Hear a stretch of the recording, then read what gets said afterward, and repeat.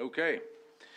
Good evening, everyone. Welcome to our special budget workshop meeting number, is it 4 or 3? No, I don't know. I get confused. One of many. Yeah, one of many. As we have committed to continue to work every Monday night through the month of June until we can approve and adopt a sustainable budget for our town.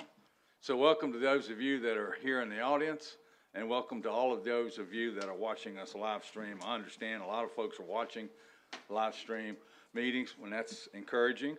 After the 5:30 meeting at 7 o'clock is the public hearing. I strongly encourage everyone that's not here now that if you want to come early and come. And we'll talk about that when we get there. So I'm going to call the meeting to order. Please stand for the Pledge of Allegiance.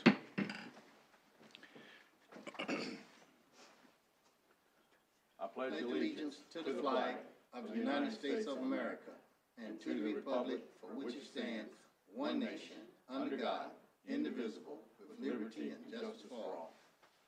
Please be seated. Up first, discussion of proposed FY 26-27 budget.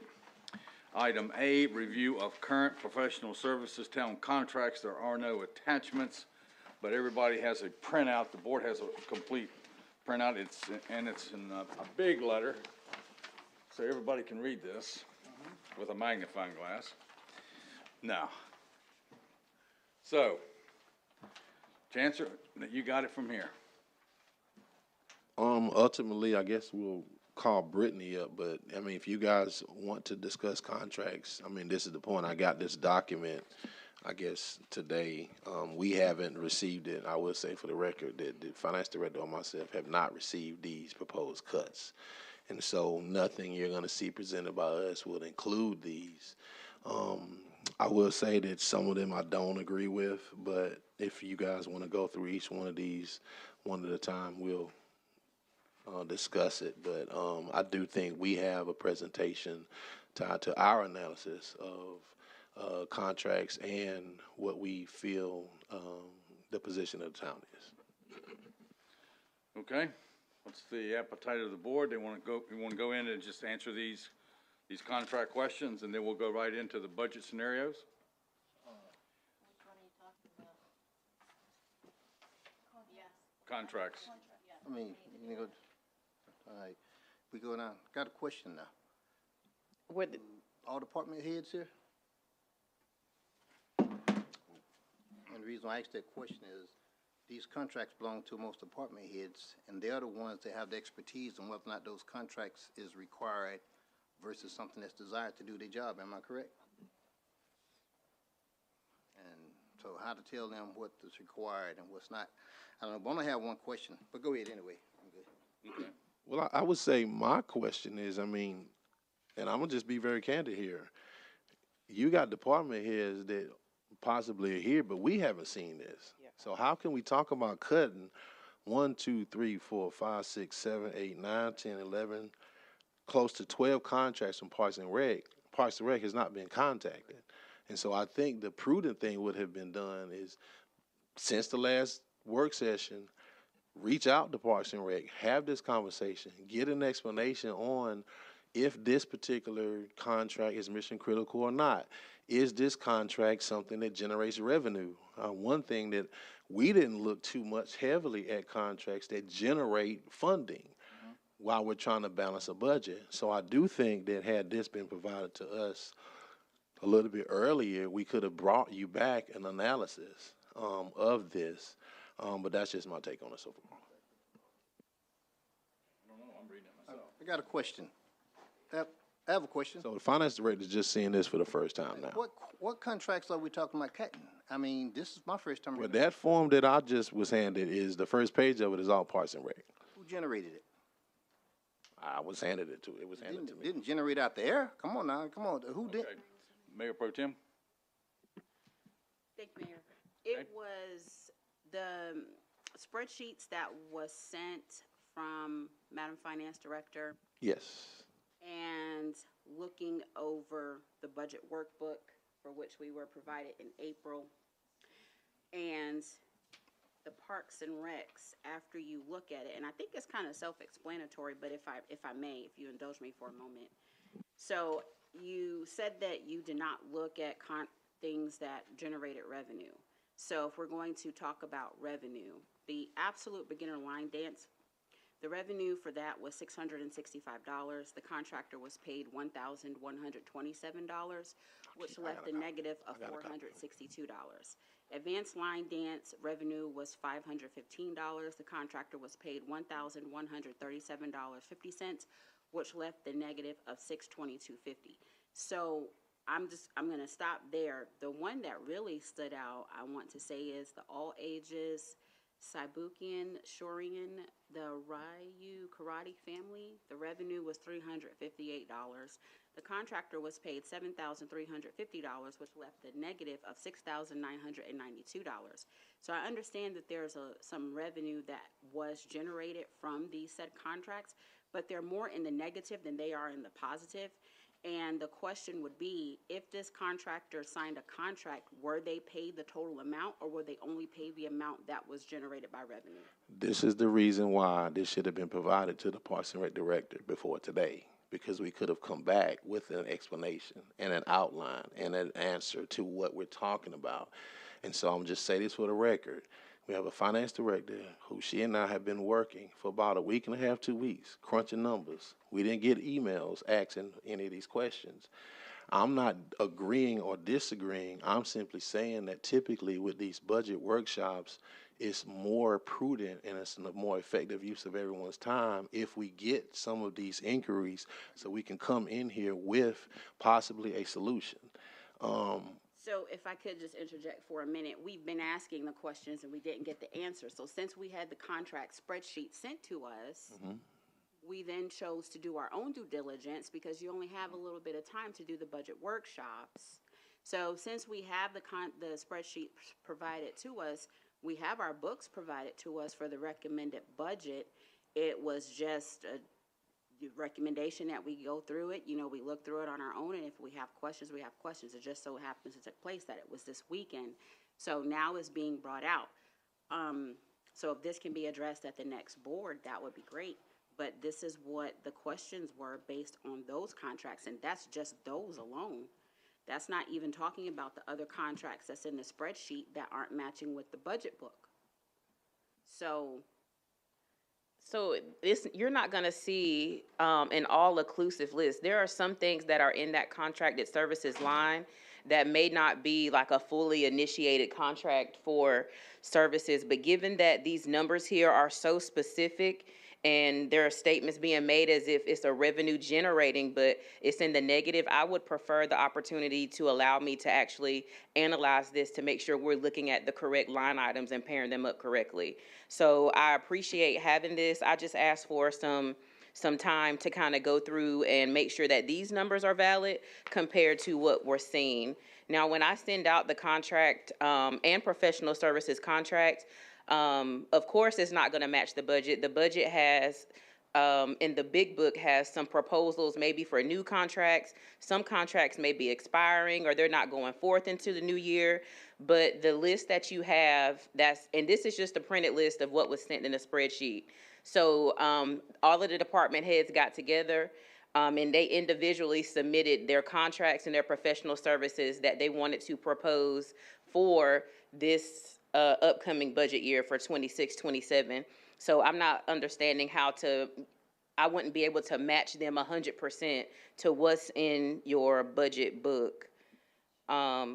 Did we want to proceed with this, or do we? If I could, sanitation matches 100%. If you saw also how many contracts they have, and they're very specific for their services. So we were able to look at the spreadsheet that was provided as well as the numbers in the budget book, and sanitation was spot on with what was provided and what was in the budget book. So if there are some contracts that are missing that were not provided so that we would be able to align it up, that would be very helpful. Because again, as you mentioned, that some of them may not be in there, which led to discrepancies that were found, which led to the questions. I got a question. Okay, Mayor Pro Tem. Commissioner Mitchell. Sure. Commissioner Marley.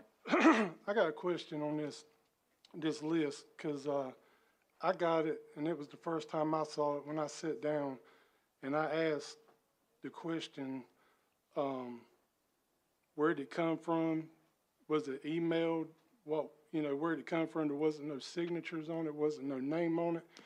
And I was told that the mayor asked several commissioners to work on the list, and I wasn't given the chance, and I was told that they got together, they worked on it, so I'm feeling, to be honest with you, I'm feeling a little railroaded here with this thing.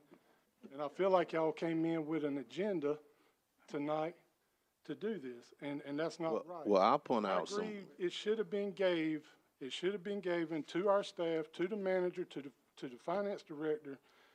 If there was questions, it should have been done before the meeting. There was plenty of time for that to be emailed to them so they could have it ready tonight. If there's board members getting together outside and having, meetings to discuss this stuff, but it's not being known to the rest of the board, I mean, who got contacted and who didn't? Let's do a show of hands tonight. Who got contacted and who didn't? Who all was involved in this right here? Mayor, may I speak for just a moment? Yep, go ahead. I was asked the question of where this came from, and I did not say that the mayor asked us to get together. What I said was, we got an email that said that there's been some questions, a lot of questions that we've not been able to ask because time just gets away from us and we just don't have time to ask questions. So the mayor sent out an email to all of us that stated we couldn't get together unless it was public with a quorum, but if a couple of us wanted to get together and sit and ask questions and see what we could do with this budget, we were more than welcome to do that. So that is exactly what we did. There were several of us that got together and we sat down and we looked at some things. I wanted to know where everybody was. What page are you on? What are you willing to cut? What are you willing to keep? And that's why we brought this forward tonight. And I mean, if the questions can't be answered tonight, so be it. But I'm just saying that I did not say what Commissioner Marley said. Well, I'd The like mayor to know did why not I didn't ask get a phone us to call. get together. The mayor said, if 2 or 3 of you want to get together, The then go mayor ahead said- and do that. Wait, first of all, Hold How up. about sitting in the audience? We're trying to settle something here. Show of hands. Who got All right. who got the email? Who got contacted? Commissioner Who Marley, was let's called? take it down. We're gonna take it down, but we're gonna be transparent. Everybody wants to be Well, I think transparent. so. Let's be transparent. all right. Commissioner Mitchell? Yes, ma'am, I have a question. My question is, who was involved in generating this? That's the question.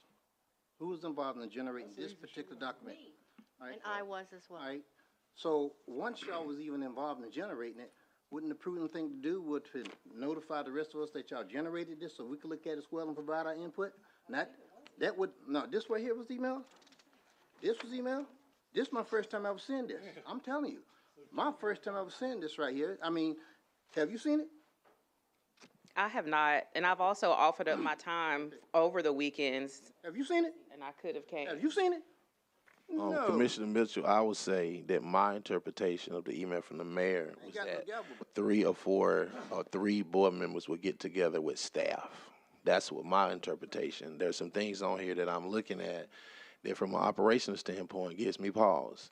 When I look at the bottom that says cancel the mowing contract for the Greenway and use funds to purchase zero-turn mower and no new positions due to mowing currently with staff, we're in the process of doing an RFP for a new one. And so this is a glaring example of when you're not communicating with staff. We have one group of emails talking about shaving down committee funds to be able to fund the grant program. On this, we see eliminate the grant program and for the staff to do the grants. We can't do the grants. And so what I'm talking about is the disconnect from our ability to manage what we're supposed to do to give you recommendations that are on a cohesive basis between what we're doing with our staff. So had we seen this, I wouldn't have been talking to LaMarco about the language in the RFP for the mowing contract. I would have been talking to Don and Bruce to see if we have the funds to purchase and the staff to be able to do the mowing. So I'm not talking about whether someone has an idea to cut contracts. I'm talking about a level of communication that's needed for us to balance this budget. Thank you. Mayor, may May I? Okay, Commissioner Hamilton? Granted, we did get together and we used the official documents we've been provided to get to where we were. We felt that we're running out of time, because we are. We don't have very much time. We're not getting things done during the meetings. We're doing other important things in the meetings. So there's really been no communication between anybody as far as positions, as far as contracts. I did ask a question after the power breakfast about why are contractors being given raises. Nobody could answer my question. It's in the book.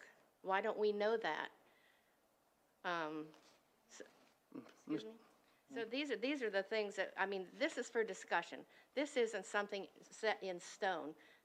Yeah, this is something that we came up with so that we could discuss it tonight at this meeting. It doesn't matter who did it. It does matter who did it. Well, it doesn't. I'm not. It does matter. Well, we can get into discussions on who does what in town hall too, if you Okay. want to. I Yeah, mean, absolutely. Let's get in that do then. that. What the heck, you know what? Mr. Mayor, can I say something? All right, let's tone it down now. Not one of us sitting up here have the expertise to tell these department heads what contracts they need to get the job done. So I don't care how many times we meet, what we need to do is get with those department heads, talk with them, and find out why do these contracts need to be in place? That's what this What is are for. they going to be accomplished? That's what this But- is for. But, I mean, you did that, but at the same That's time. what this is for. You know what? Y'all go right ahead. What the hell? All right. Everybody's put it out there. Okay, so the way I understand this document is that our first item tonight was a discussion about professional services and contracts. I think it's a continuation from prior meetings because we didn't get to it before. And these are questions, the way that I'm looking at this. I guess the first page looks like programs out of Parks and Rec. And these are just questions. So if we want to go through these, LaMarco, you want to go through them? Well, let me just say this, because, you know, without putting this into context, it looks like none of these make revenue. And to be honest with you, a lot of these programs are 55 plus, which are free to the public. It's free to 55 plus that live in the town of Hope Mills. And for the most part, the majority of the participants it's intended for Hope Mills residents. So cutting these contracts, I want you to understand, will cut the 55 plus, and you can get a whole bunch of complaints about it. When I first got here, we got complaints that there wasn't enough programs for the seniors 55 plus. Haven't had that complaint in a while because we brought programs. To bring programs that are free to our seniors, you know, we got a budget for it, and we have to do contracts with instructors for the 55 line dance, et cetera. We did get complaints that some of the residents couldn't sign up. That's when we imposed the fee for 55 plus that do not live in the town limits. So if you want to cut these contracts, fine, but you get to deal with the 55 plus when there's no more programs. And most of these are for 55 plus. So when it looks like they're not making any revenue, this is the benefit of being 55 plus in Hope Mills and wanting senior programs. And I'll leave it at that. Mr. Mayor, can I say something? Okay, go ahead. And I can tell you all, I've been coming to these meetings for a long time, and this particular issue was a very highly contested, contentious issue with the seniors and the cost. And I'm telling this board, I was on the board then, but this board got beat up. Parks and Recs got beat up because they're talking about raising fees. They had to go back in and reject fees. And you won't believe, I asked them what happened with the pickleball issue. I want to say about maybe, let's say 4 years ago, we tried to impose fees for right. seniors, and Commissioner Legg was on the board back then, and the board voted unanimously not to impose fees. Right. And so we didn't revisit it again until there was complaints about, seniors from Robeson County, Hope County, Cumberland County. They all come to our facility for our programs. I was asked to address the raises. We got to compete with Fayetteville and some other places. And when they're going from $22.50 for a class to $25, $24, we got to compete or we're going to lose our instructors to Fayetteville, Cumberland County. So And not everybody's gonna get raises, but the ones that's been with us for a while, and we've had some that's been with us for years, 13 years plus. Fees stayed the same, whereas, Fayetteville, for some of their classes, they do offer a little bit more for line dancing and the chair fitness classes. Our attempt is to be competitive with these instructors to keep them working for us. So, that's the reason for that. Some of these classes, like, the martial arts classes, the instructors want a little bit more for their services because it's market rate, what they would get paid in other municipalities, or if they had their own dojo, if you will, what their rates would be. So that's the reason for the raises, or the desire to give raises. And it's not something we offered up. A lot of the instructors have asked, saying that they hadn't had raises in years, and could we look at it? So that's our attempt, whereas everybody else have gotten a raise. That was our attempt to address and stay competitive with other municipalities with the hourly rate for the classes. Mayor Pro Tem? Let me speak for myself. So first, let me speak for myself. I did not say cut the programs. What I'm asking is, why are the contractors' amounts so high if you are able to renegotiate the contracts pending the amount of revenue that's made? I didn't say cut the programs. None of this is about cutting the programs. So to address everything, the comment that was made about the cutting the committees and putting the money with grants, that was just a thought. And that's what I put in my email. It was a thought that we could do. It wasn't a recommendation. It wasn't supposed to be etched in stone. To wit, a whole bunch of other emails came in with a lot of words and a lot of verbiage. What this document here was representing are the questions for which we had that have been asked but not answered. So I did not say cut the programs. What I'm asking is, why are the contractors paid so much if your revenue is not generating enough to cover the contract? That's what I'm asking. And is there a way to be able to renegotiate those contracts so that the programs can be done? And if they are for seniors that are 55 and up, and if they're free for the town of Hope Mills, are the contractors aware of the persons who would be using the program to perhaps maybe offer a discount to ensure that the seniors can actually receive something for free? Because at this particular juncture, no one's getting anything for free, because it's being paid for. The town is paying for it. So those are my words and my words alone. The purpose of me going along with this is because I had questions. We have questions. I'm new to the board. I'm not like previous Commissioner Marley, who's been on here for a while. I'm not like previous Commissioner Mitchell, who was on here previously. Math is not my strong suit, but I do know what a budget is supposed to look like, because if you budget your own house, you should know what things look like. So these are just questions that I desire an answer for. As we're told, we have to present to Madam Finance Director a balanced budget by the 22nd of June. And it has to be approved no later than June 30. And when I made the comment, we should be like the state of North Carolina, who hasn't balanced their budget yet, I was told that's not an option. So if you would like for me to be able to approve a budget, then I would like the questions to be answered. Because where I stand right now, whomever votes to approve this budget, I will be in the nay. Okay, Commissioner Hamilton? When you talk about people making complaints, I think the town could probably handle complaints more than losing money. That's just my opinion. Because when I looked at some of these and the results of what's going to happen if we don't approve it, I don't agree with that. But like I said, one of them, when we looked, I think there was 5 top ones. Strong and supple on the mat, revenue is $185. Contractors paid $1,137.50. So we're in the red there by $952.50. So I just can't see us losing money, and those were the questions that we were going to have. Is that paid? Is that total amount paid to that instructor, or are they paid by the hour? But I know you have a fee schedule as well. So that was the question, because we don't know if they made, the revenue was $185, but was the contractor paid $1,137.50? Advanced line dance revenue. Because that's what the book's telling me.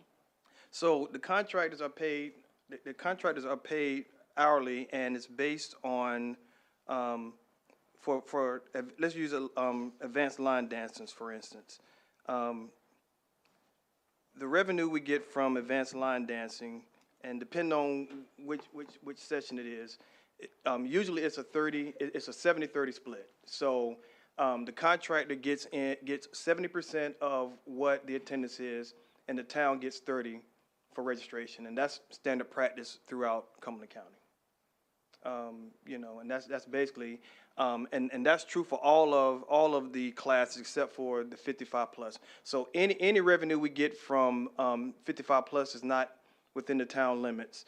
The contract is paid based on the attendance, and it's a 70-30 split. Okay, because it doesn't say this in here, and that was what we were looking at, so. And back to your statement, Mayor Pro Tem. We have began to look at some of these contracts with the low attendance. We actually started looking at those 2 months ago, and letting some of these instructors know if the attendance is low, if you're not meeting the mark. Some of the attendance, you know, is worth keeping the class if you meet the minimum, which is 30, and if you consistently don't meet the 30. Sometimes it's 20, sometimes it's 30. If you consistently don't meet the minimum, then we're looking at discontinuing the classes. One of the ones is the martial arts class, which has low attendance. We have began to look at some of these low attending classes. We got about 4 or 5 that we're saying we're going to discontinue if we don't get the attendance from them. LaMarco, and I think that is exactly what this board's doing. This document, it's about discussion. There's 11, I counted 11 programs that are losing $11,291. And I think that if we're going to try to tighten up this budget, which we have to, then we need to tighten up some of these programs that are just like this all ages. I mean, that revenue was $358, yet that contractor was paid $7,350. That's a lot of taxpayer dollars just for $358. That's kind of what I'm talking about. I'm gonna have to go back and look at that. That number looks a little skewed to what we. The board just wants you to look at the programs and make recommendations on how we can better improve programs. That's why I want to be hesitant when mentioning the numbers that are in this document and putting them out to the public, because we haven't had time to actually make sure that these numbers are accurate and being compared to the right thing. So we understand the overall meaning of reevaluating the programs, but I just want to be mindful of before we're spewing out numbers of what we're losing and what we're not gaining. All right, at the bottom of this page, cancel the mowing contract for Greenway. Use the funds to produce a zero-turn mower. No new positions to do the mowing, use current staff. Is there any discussion on this option? Because the cut is what, $1,200 a cut, right, LaMarco? Yes, and again, it's about the communication. An email was sent out recently to the board, letting them know what we were doing with the existing contract. LaMarco responded with a complete plan of action on how we're gonna move forward during the RP process. This is in complete contradiction to what we're doing right now. So all I'm simply saying is, if this was the move, we would have at least appreciated some advance notice. If you recall, some of the new board members may not, but we had a proposal last year for Gateway. We had a proposal last year for Gateway improvements. That proposal included us purchasing equipment to cover the mowing contract ourselves. The board at the time moved that was too cost prohibitive, and we didn't do that. So I'm not saying that I disagree with using current staff to mow the golf course. I'm saying we're currently moving in the exact opposite direction after notifying the board on what our plan of action is. If there is a concern about that plan of action, just let us know so we can pivot and move in a different direction. I don't have an issue with any of these recommendations. I'm simply saying to get to this work session, what Brittany and I had worked on for about 5 days with what we thought was a presentation that provides what the recommendations would be. This is not something we anticipated. This is not something we've seen for the first time. So you're going to have a lot of discussions today that do not yield any answers that we could have brought to this particular work session. Thank you. Okay? Mayor, I So, have a question, Mayor. I think, and I'll go to Mayor Pro Tem. Oh, go ahead, whoever. I think the point here probably would be to look at purchase, what's the estimate of purchasing the equipment versus paying the $1,200 per cut. And I think it's just a recommendation of what direction do we go from here?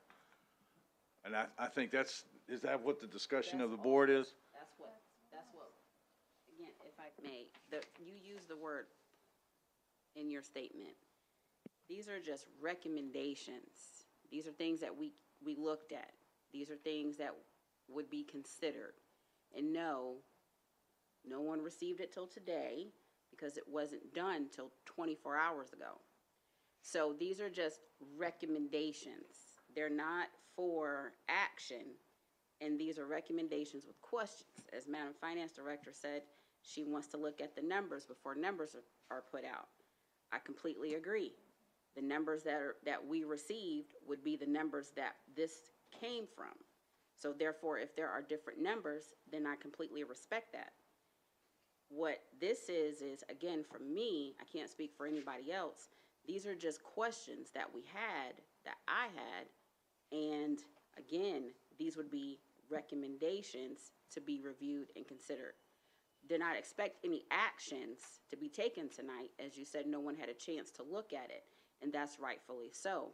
I did see the email about the change in the cutting, and then that's when that comment, we thought about that, because this was presented the last workshop for the zero-turn mower, and the question was, where will the money come from? So when you see that question, then you think of, oh, you're paying someone to mow the grass. How much is the contract? Would it be more cost effective to get a zero-turn mower, or to keep paying someone to cut the grass when you have staff that could cut the grass with the zero-turn mower, if there's enough staff to do it? So those were the questions that came out. It wasn't, these are actions, this is what needs to be done. It just kind of all fell into place together. Let me address the question, because I talked to several.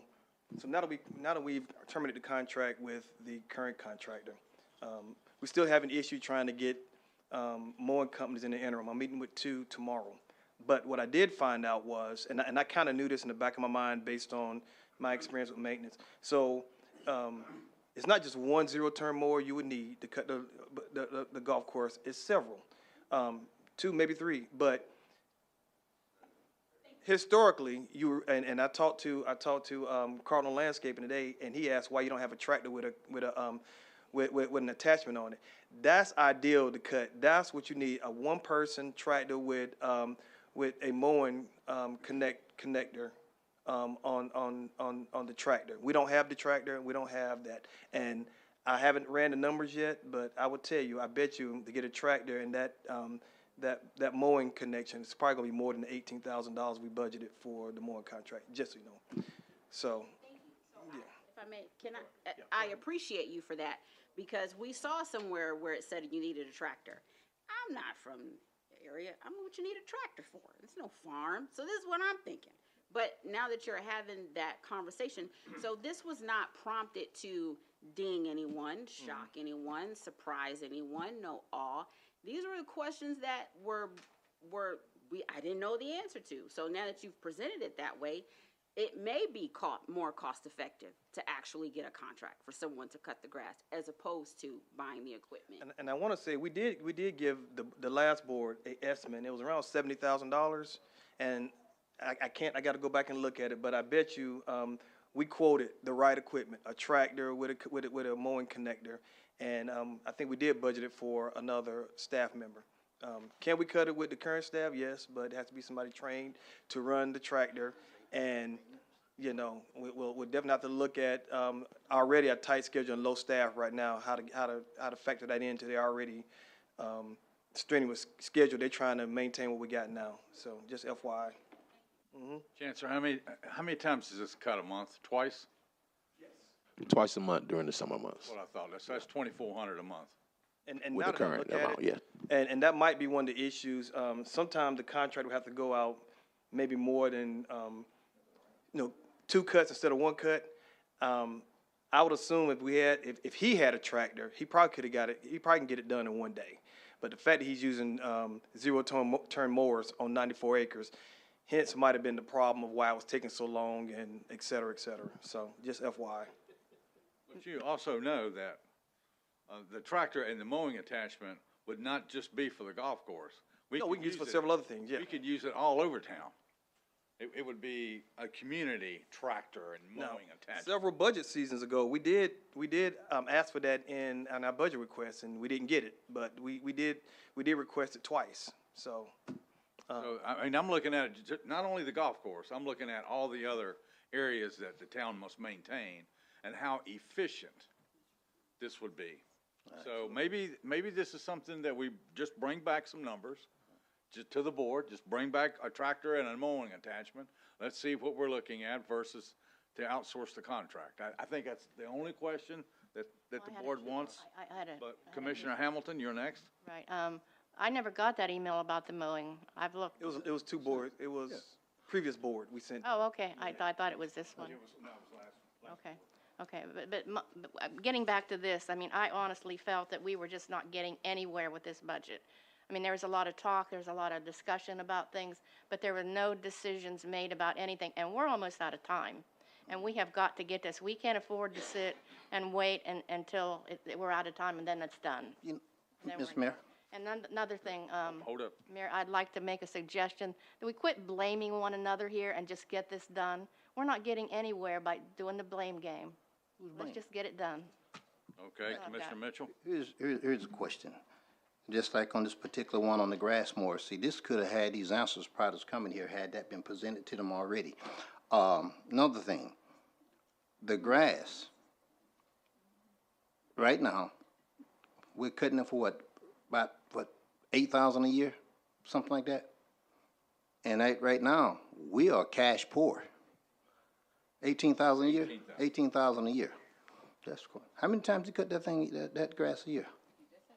Twice a month. What's that, twice a month? But you don't cut it every month. Don't now y'all have them cut year round? No, it's twice a month during the spring and summer months. Stop around September, depending on what kind of year and whether the weather's still, we still got warm weather. There has been occasions where we asked them to come in more than twice. Like if we have a cross-country meet or something like that, or an event, they've come out and cut for us in addition to that.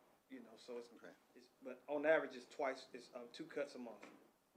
Well, that's what they were doing prior to the T2T run walk down there. That's how I saw them. Okay, anything else about this before we go to the second page? I have one quick question, if I could, please. I don't know if it's Brittany, Lamarco, Chancellor, which one of you. Help me, new person, as Commissioner Page was saying. On our tax bills separately, there's a 5 cents for Parks and Rec. That brings in just a little over $1 million, but the Parks and Rec budget, those 3 pages together are like 2.7 million. Is that typical? I mean, has that been that way from the beginning, or, you know what I'm asking? The ask for Parks and Rec is like 2.7, but what is generated with the 5 cents that's on our tax bills is only a little over $1 million. I can look into it. I haven't, I can compare it. I just don't have the total budget. But is that a typical thing that it's like Parks and Rec has that specifically on the bills, that we don't live within that 5 cents, that we have to take another about 7 cents from the general fund as well? Do you know what I'm saying? Well, absolutely, because the funding that you generate from the 5 cent tax is not going to be enough to cover the operations of Parks and Recreation. So the general fund, of course, is going to have to supplement the difference. Okay, then why have the 5 cents difference is what I'm wondering. Well, Why because that not? I relieves mean- the general fund of that $1 million that 5 cent tax will accumulate, if I'm wording that correctly. Because you can't operate the budget just off the 5% recreation tax. It's not enough. It don't come to us, It's dispersed throughout the town as well. we don't get $1 million for Parks and Recreation. That money goes to the general fund for all operations, not just us. We probably only get a fraction of it. Of the 5 cents you're talking about? We don't, that don't go directly to Parks and Recreation. But it's on the bills that way. It says Parks and Rec on the bills. I know it's that way, but that's not how, that's not. I think Dan explained this at length, that the general statute allows for the appropriation of that tax with the vehicles through a 5 cent for Parks and Rec. What Lamarco was talking about is once it's received, how it's dispersed throughout the town. So it may generate through a Parks and Rec fee or tax, but that does not mean that all of those funds go directly to Parks and Rec only. It goes into the general fund along with the 48 cent. That's how it goes in. Both of them go into the same pot. And then it goes out into separate pots. However, you can see that it's 100% utilized because the budget exceeds the amount of the revenue yeah. that it brings in. Yeah. All right, any other questions on the front page? We'll go to the second one. Top piece is to cancel the grant writer and have the staff write their own grants. Ashley, you may want to weigh in on this one. So, the board may recall earlier in the year with one of the other grant applications that we did, we reallocated some of the funds to pursue new grants because the money that we had initially allocated with Whit O'Brien was for reporting for grants that we had received previously. Because that money was not ready to be, like draw down from, we reallocated those funds because it wasn't going to be ready until this coming fiscal cycle. So what we recommended was that if we move forward with those funds at that time to pursue more grants, then the board would have to put the at minimum $30,000 into this coming fiscal cycle simply to supplement the money that we had for the reporting previously. So that $30,000 isn't actually to pursue any new grants.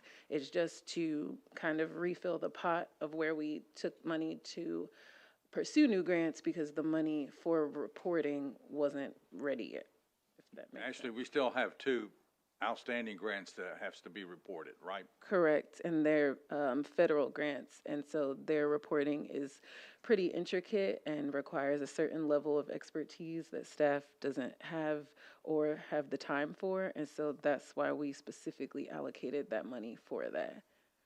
Anybody that knows anything about grants, That's right. and I'm not a grant writer, but it's not just a front end piece. That's right. It's a front end, it's a middle, and a back end piece on every one of these grants. Now, I think what I understand is that if we keep Ingrid, which we're in discussion, if we have to keep her anyway because she has to finish reporting the 2 that we have in play now. But she wouldn't pursue any new grants that are matching grants because we don't have any money to match. So we're not going to pay countless hours for her to pursue matching grants when we can't match. I mean, that wouldn't be efficient. Mayor, I think what our clerk is articulating is this is the sunsetting of the program anyway, because the money we are allocating is not for new grants. It's just to cover the reporting of the grants we already have. I will note for the record, the reason why we entered into the grant program was because it was too taxing on staff to write the grants. Myself, Don Cisco, and Lamarco are the 3 people that typically have secured most of the grants, but the reporting on the back end is too time consuming for staff to do, which is why we actually entered into the program. But however, when we're looking at this budget cycle we're in, knowing that if we pursue new grants, we're cash strapped to the point where we can't pay the match, it was sunsetting anyway. But I want to make sure you understand, with the cuts we're making, and I'm gonna speak for staff, it's gonna not be a popular decision to make some of these cuts I'm looking at and then tell the staff to pursue grants again. That is gonna be a little bit time consuming to the level of grants that we've secured through this grant program. Thank you, Chancellor. Moving on, committees, commissions, 2,500 each. Discussion on this one? Take them down to 1,000. I'll take them down to 1,000 each. One cut? Who? I agree with a lot of stuff. But I'm just gonna, when we talking about cutting, I mean, literally, look at the grants, look at the committees when they submit their reports. At the end of this year, when you ask for it, half of them still had the money remaining in the thing. So, and then the rush to spend, you know, so let's look at that real hard and make a sound decision on how to proceed with this committee, is all I'm saying. We need to relook at that, you know, that's all. Thank you, Commissioner Mitchell. I will say this, I'll come back to you. I will say this, one size does not fit all. We have very active committees. There's some that aren't. So I say the 5,000 across all the committees need to be changed. And those that are very active need to have more. Those that are inactive or little activity probably should have nothing. I mean, we shouldn't penalize the committees that are actively working for the town and for the betterment of our community. So, Commissioner Hamilton? You kind of stole my thoughts there. Not everybody does the same thing. We have people that do a lot of decorating during the holidays, and they're going to need a little bit more money than some of the other ones that really don't do anything. So and I agree with him. I think we need to look at each committee individually and make decisions on them. Mr. Mayor, I'd like to add one thing. Last time I was in office, at one time, all committees went before the Parks and Recs, depending on what it was, before they even spent any money. They submitted their letter, a proposal, and it went before the Parks and Recs for them to review it, and then they presented for the board for decision whether or not we were going to allow them to move forward with that. And it was like a central location to review before it came to us to make sure that the money was being properly utilized and that the expenditures was authorized. Okay, moving on. I got one from the police department. It's police real-time social media. What is this? And it's 20,000. I don't know what Chief, I don't know what it is. That's what's on the list. I hope the criminals aren't watching this because it would give away our tricks here. So what that does is we can enter a name or a phone number, and as technology increases, these people that are committing these crimes are more and more astute in ripping people off and committing frauds and such. So what this does is it allows us to enter a phone number or a name, and that cross-references all social media, Cash App. So if somebody uses a phone number or a name for a Cash App account, dark web, all of those things, it enables to search them for us to identify who they are. So they might use a fraudulent name to scam somebody out of $100,000, but what they don't realize is that they used a real phone number for a Cash App or their real name in a Cash App, and this draws from all of those things and allows us to identify those people. So Chief, this would be an anti-fraud search engine. Any criminal activity. Any criminal activity at all. Yeah, social media is generalized, but it does Cash App, dark web, all of those things that they use. It's not to give us access to social media, it's to check all of those open sources to identify suspects to commit criminal activity. Well, I do know that the federal government is using something very similar, and that's been in the news all week about the amount of millions of dollars of fraud that's been researched and found at the federal level. All right, thank you, Chief. Wait a minute, another question? Yeah, that was actually my question, Chief, when we were going through this. And I did ask you, I believe, about Axon, because that was the highest one you've got there, I think $235,000. We have two high ones, Central Square and Axon. Central Square is our records management system, which is what we enter all of our reports in. And Axon it encompasses a bunch of things, body-worn cameras, car cameras, the tasers, the monitoring of the cameras like we have at Parks and Rec and stuff like that, that's all incorporated under that contract. Okay. I don't know a whole lot about police business, but I did look through the list, and it looks to me like mostly everything in there, or all of it is critical to the police department. Am I correct? Well, originally, when we had to go through all of our contracts, we cut everything that we could do without. Anything that we currently have is still. Okay, all right. Thank you. That answers my question. It's very, technology is really, they get more and more enhanced, the criminals, and without a way to search for it, we have no way to identify. Okay. Thank you, Chief. Appreciate it. So that's required item or desired item, or both? No, it's critical. We got rid of any desired items. Yeah. So that's mission essential. That's kind of where I was going to. Okay. Okay. Okay. Next, any other comments before we move on to the next item? Because it's 6:23 now. Looks like I'm going to have to recess this one. Cancel T.J. Robertson, part-time salaries of our employees covering practices, eliminated as well, savings $50,000 plus part-time wages. Is this your section, LaMarco? Yeah, waiting for you. Thank you, Brittany. MC it. That's what it feels like. What do you want me to say here? We cut it. If we do that, then we have to cut our basketball program and some of our others because we don't have the space. So if that's the pledge of the board, so be it.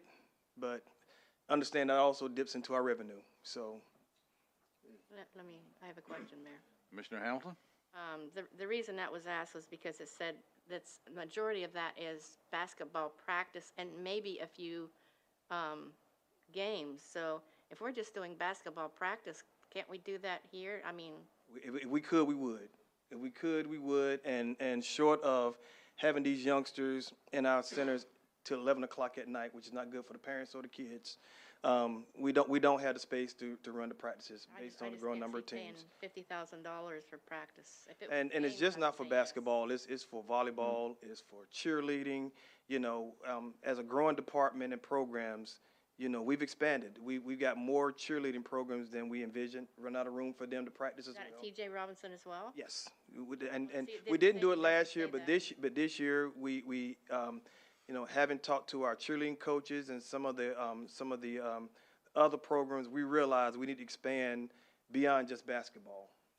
You know, all of our programs have grown, not just baseball. I mean, we're talking volleyball is much larger than we anticipated when we first started. So it's majority basketball practices, but it's also, you know, anticipate using the center for some of our other programs that we don't have.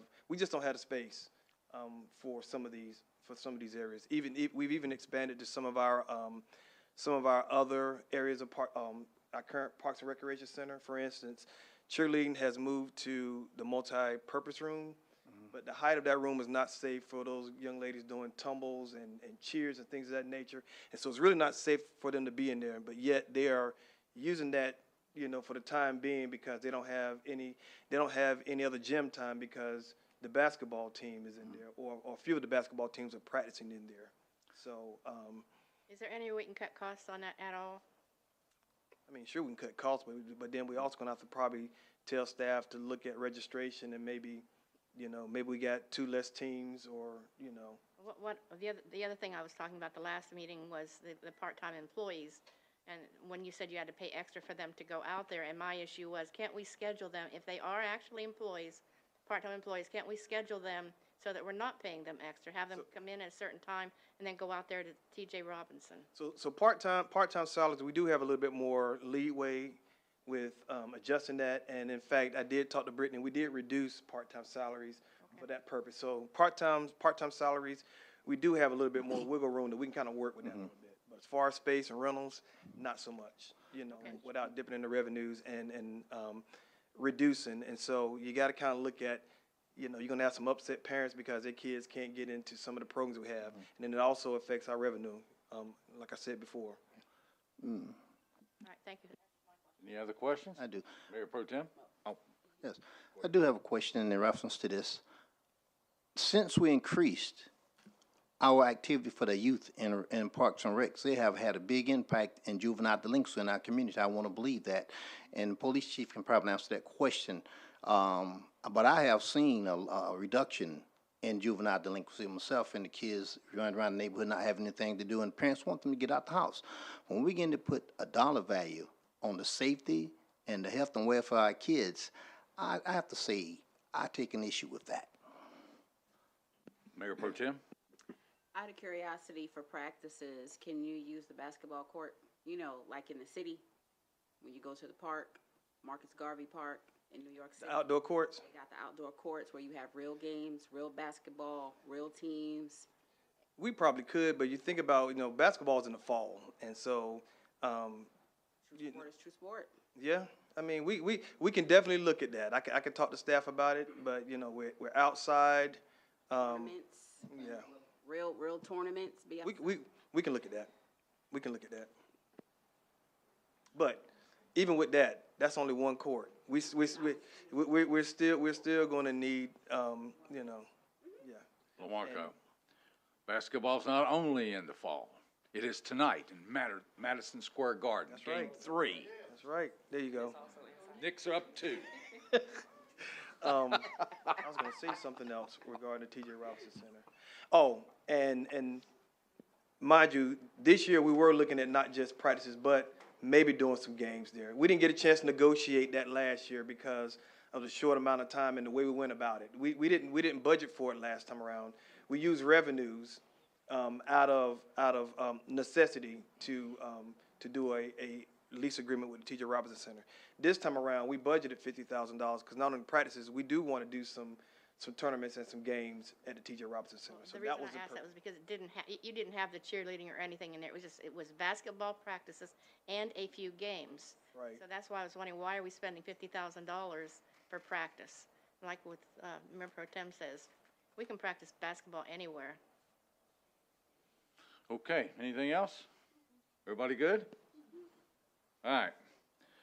Next one is unfreeze 5 police positions as they already are budgeted for. Okay, Mayor? go ahead. I know that we had talked about this before, but I don't think there's a clear understanding of that. The 5 positions that are frozen are in the budget at the moment, right?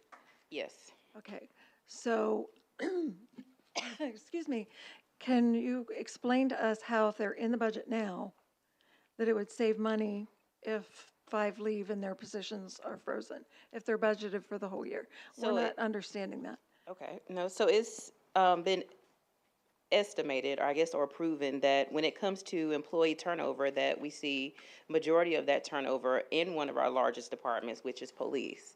So from my understanding, the five positions are entry-leveled beginner police officer roles that the anticipation that we would have the ability to promote up, but not to bring someone in at a lower level. So those positions would, as they matriculate, they just wouldn't be refilled.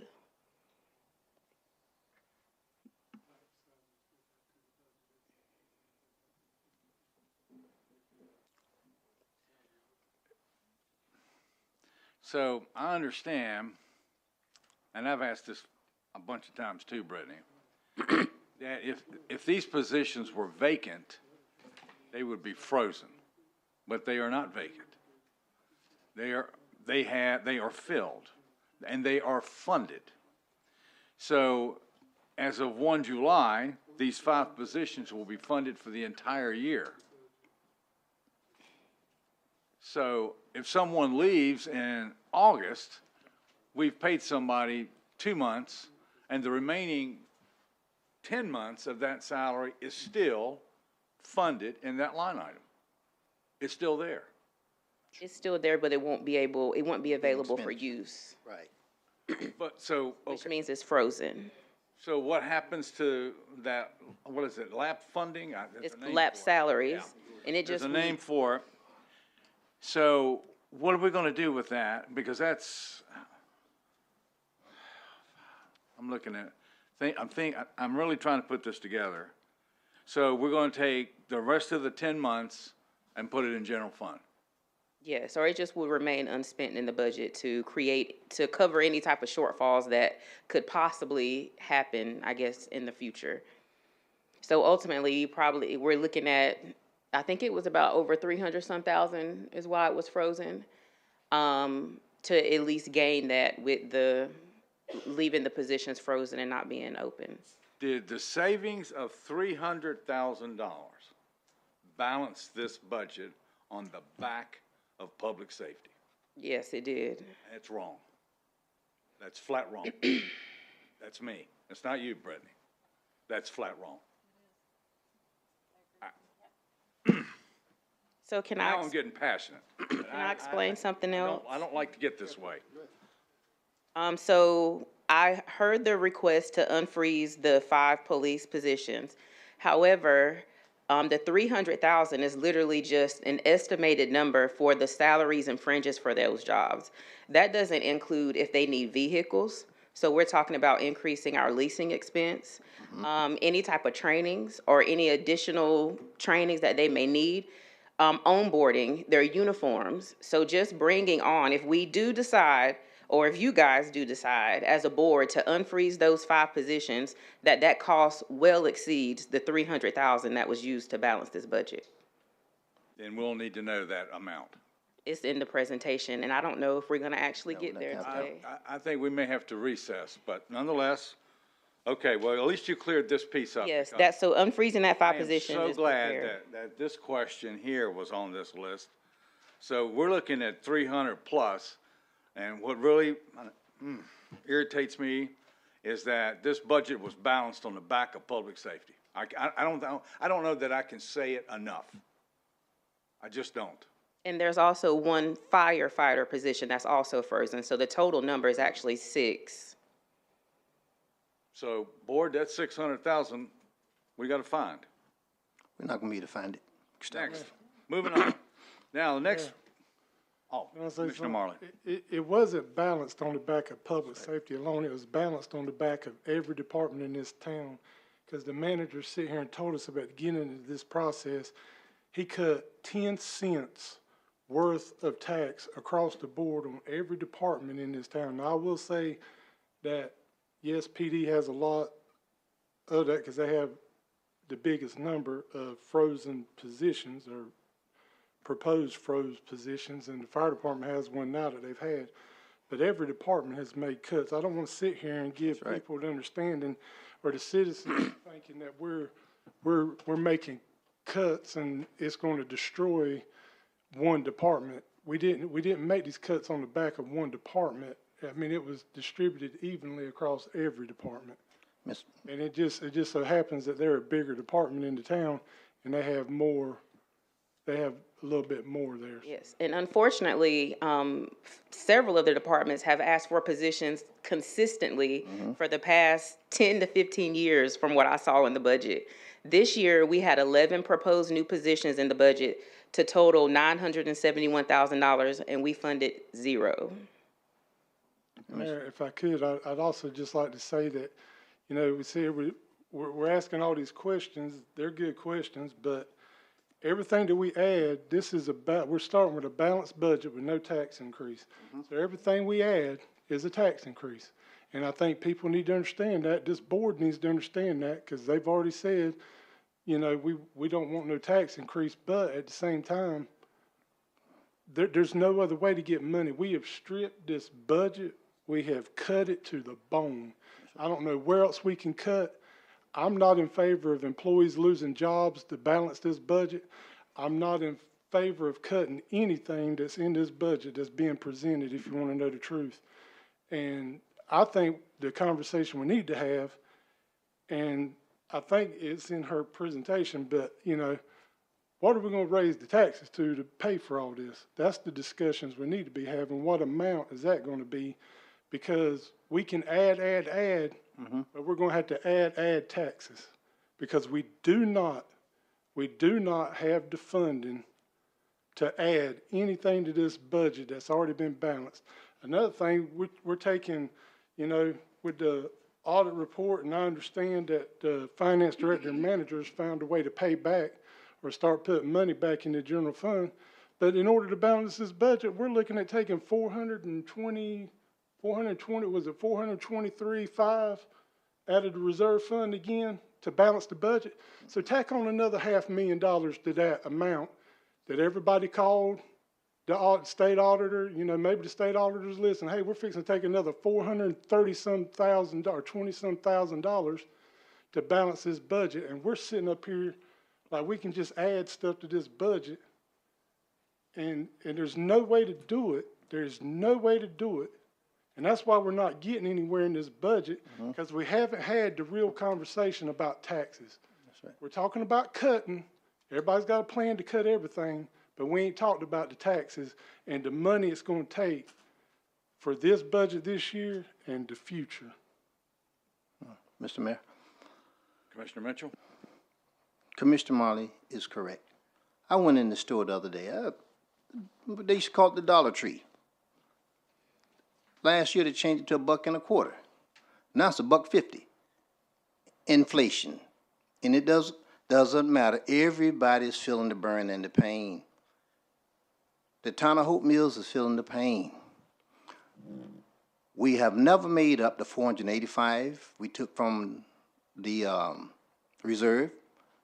We went 1.2 last year, and we was $2 million in the hole when we didn't make up and plan for the loss of funds from the county. And we got hit in the head last year with the appreciation of taxes. We gonna have to, like I said before, gotta have the courage to make tough decisions, but right now, we are cash poor. We don't have the funds, and we cannot do this, cutting positions. We're not gonna cut our way out of this, people. We're not gonna be able to cut our way out of it. It's virtually impossible. If you know how we can do it, then that means we're gonna have to shut this town down. Pick up trash once a month.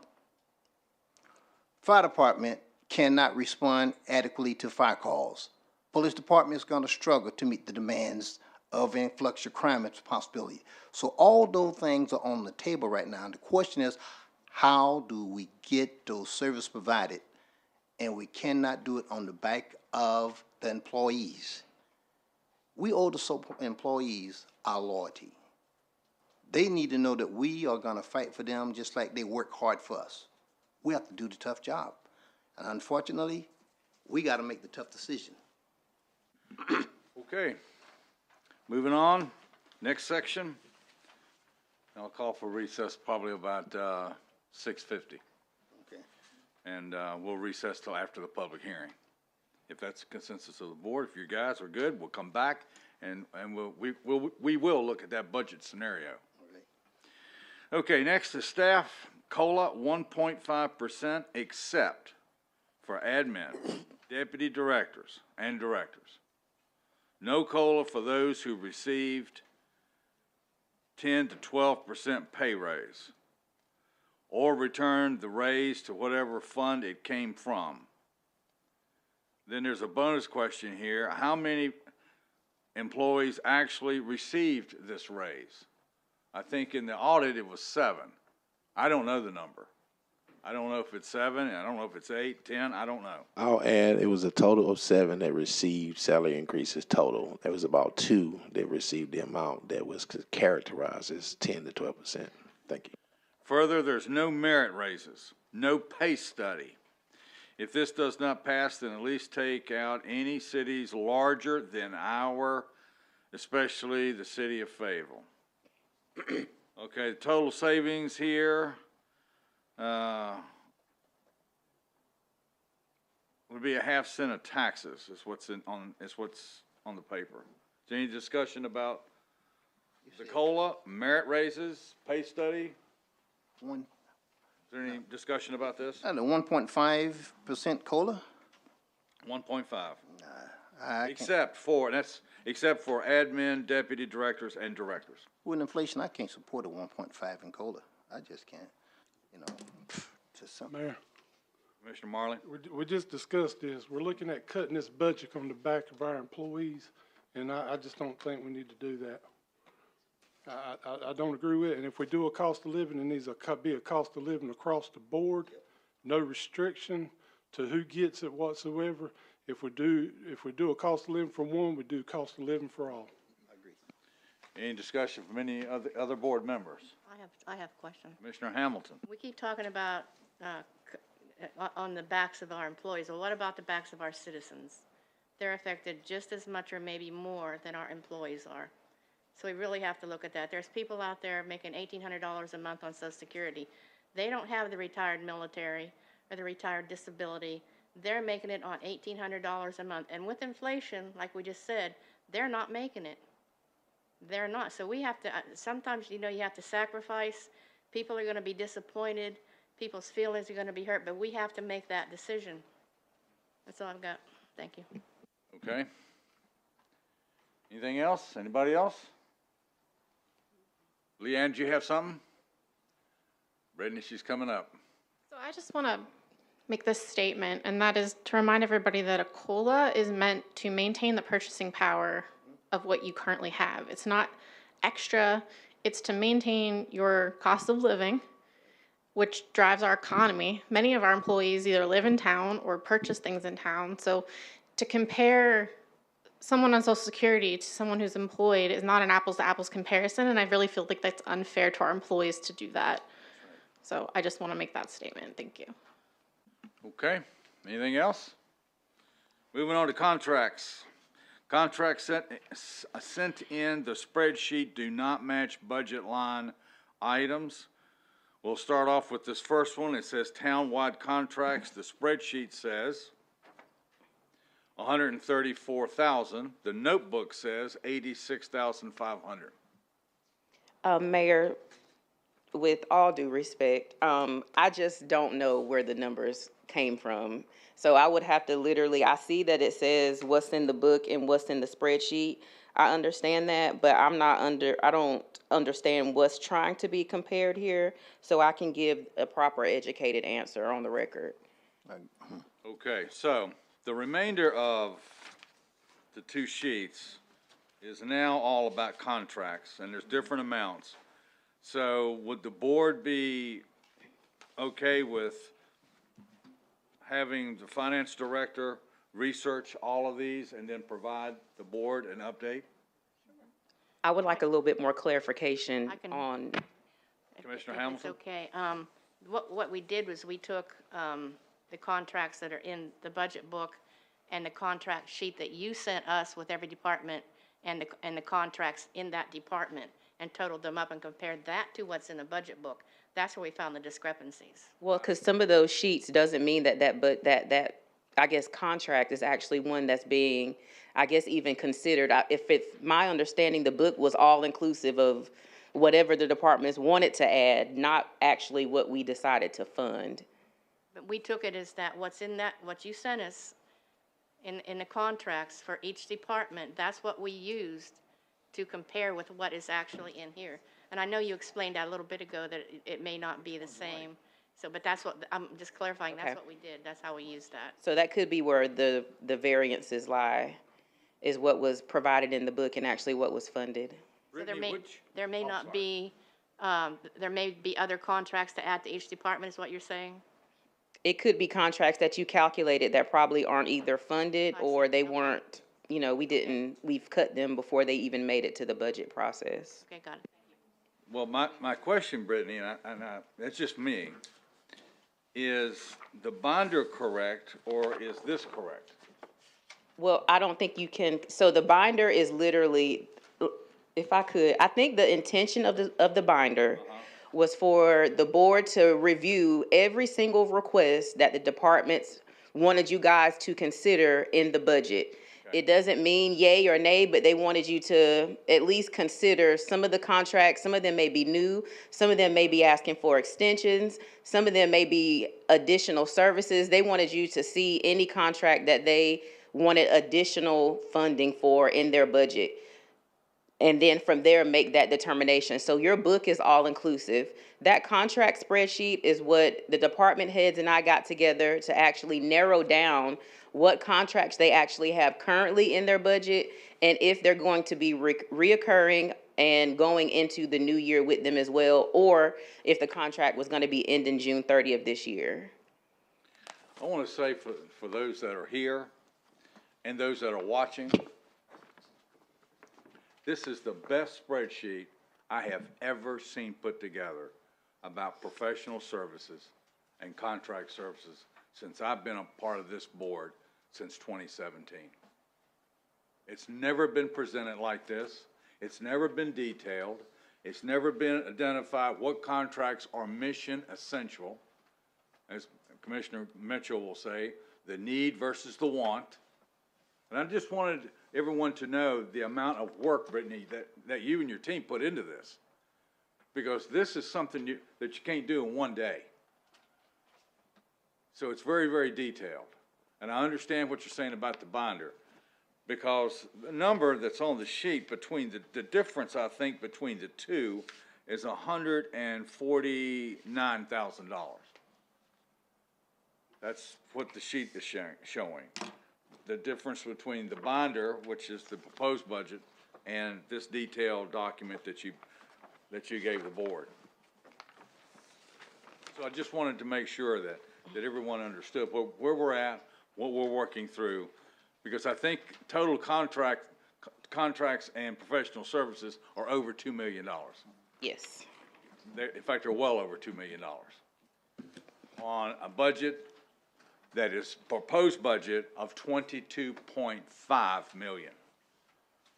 Over $2 million of this proposed budget is right here in all these professional services and contract services. So just kind of wanted to highlight that. All right, so what clarity, Brittany, before I recess, what clarity did you need on the remaining parts of this request? I just wanted to know where the numbers came from. And just so for example, police had their own separate large binder that also had their contracts as well. So I don't know if you guys used that one in conjunction with the white one. So that's why I was like, I just wanted to make sure what we were comparing to make sure when I go to review, I can properly answer the questions. And I will add that that's where Brittany and I started, because in PD you have $600,000 in contracts. So we looked at the biggest one first and started there. Thank you.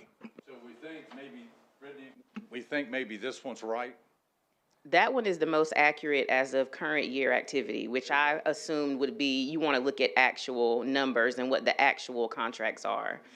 Would there be a few variances? Because as we discussed in some of the earlier budget meetings, we're trying to streamline the way expenses are posted to the correct line item budget. So if you're looking for a penny on the penny to match that budget book to those actuals, it's not going to be that. But as long as it's in the ballpark of what we're looking for, I feel like I can explain any type of variance. Okay. Very good. All right, I'm going to recess unless any board member has another question about where we are. Commissioner Hamilton, do you have a question? Well, it's just we don't know where we're at with the different contracts with this that needs to be compared, and that's going to have to be put together before we know exactly where we're at, I think. That's just my opinion. I think we got a couple minutes here. I think before the public hearing starts at 7. I'm just going to ask the board that after tonight, our next scheduled budget workshop is June 22nd. And that's the hard deadline. That this board must make a decision about this proposed budget to give Brittany enough time to propose the adopted budget on the 29th. I don't think we're there. I think we need to have another budget workshop. So it's going to be up to the board on availability of, do we need to get back together tomorrow, Wednesday, Thursday? Or do we just need to just say 9 o'clock Saturday morning, let's get after it? That's where I'm at. Because the staff is sitting here in this room looking at us. And from what I'm hearing through the discussions tonight, here it is, 9th of June, and we're not even close. We're at a crossroads. And Commissioner Marley will tell you, because he's been on this board 12 years. Commissioner Mitchell will tell you too, because he's been on as a commissioner as well. In past years, we have never been where we are now. And I can say that. We have never been where we are now. So if we need to get back together, that's what we will do. And if it needs to be on a Saturday, that's what we will do. We represent the taxpayers and the citizens of our community. They voted for us to do this work, and we owe them the time for us to do the work. But we're going to listen to the public speak tonight for the public hearing and take those comments into consideration. But before we leave, and I'm going to recess, before we leave tonight, we'll come back to that, and then we got a closed session. We need to make a decision of when this next meeting is going to be. Mayor, if I may, just for clarification, according to General Statute 160A, if you are going to recess, you have to explicitly state a date and time certain. So just throwing that out there. Yep, I'm gonna, well, it's given, it's 6:52. 6:52, we're gonna recess until after. We're gonna recess till after our public hearing tonight. So that may be 8, it may be 8:30. Let's do it tonight. We're gonna recess until the public hearing is concluded. So actually, the window will be 7 to 9 on this day. Okay, everybody good? All right, we are recessed until 7. No, until after the public hearing.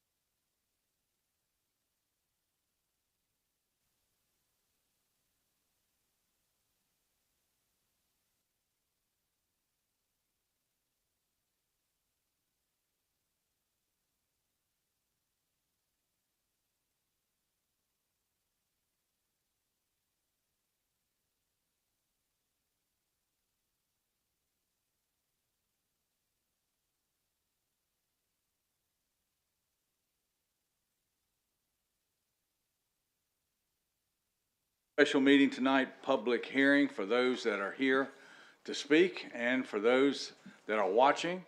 There have been some citizens that have sent in some emails or just unavailable due to various reasons to speak. Our town clerk has those and they will be read into the record tonight.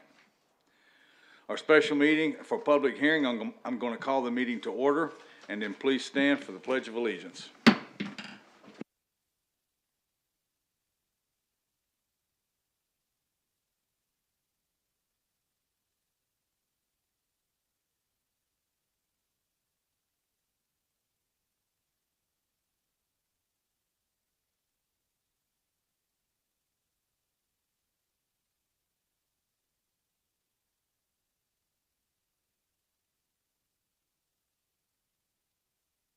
Motion to approve. Second.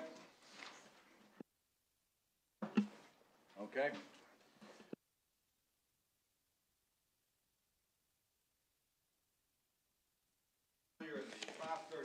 Excuse me, Mayor, your mic's not on. Yep. As I said earlier in the 5:30 meeting, the proposed budget before us tonight, as presented, is $22.5 million, and it comes in at no property tax increase. And that rate holds at 48. Every person that speaks tonight, your comments are valued. Whether you're a citizen or whether you're a town employee, you'll have the opportunity to come to that mic and to speak for less than 5 minutes. I'm going to impose the 5-minute rule because I don't want folks to get long-winded and grandstand and read 3 or 4 volumes, because I want everyone to have the opportunity to speak about how they feel about this proposed budget. The only thing I ask is for folks to be respectful and to be civil. And only talk about this budget. If anything else is said that's outside the budget parameter, I'm going to stop you. I just want the budget only. That's what the public hearing is. On the 15th, we'll have public comments. That's our regular meeting. And if anyone wants to speak about any other issue, they can sign up on June 15th. And that's 1 week from tonight to express their concerns under public comments. But I want us to stay on topic and just talk about this budget, because we haven't made a decision. We're far from it, as I said earlier at the 5:30 meeting, which just got recessed until after the public hearing. Then we'll come back and pick up where we left off. And we will continue this process until we believe we have a budget that this board can vote on. So, there's no sign-in roster. There's no sign-in roster required. I'm just going to open it up for whoever the speakers wants to come up. Just come up, state your name. You can give your address if you want, but please just state your name when you come up. So the public hearing is now open.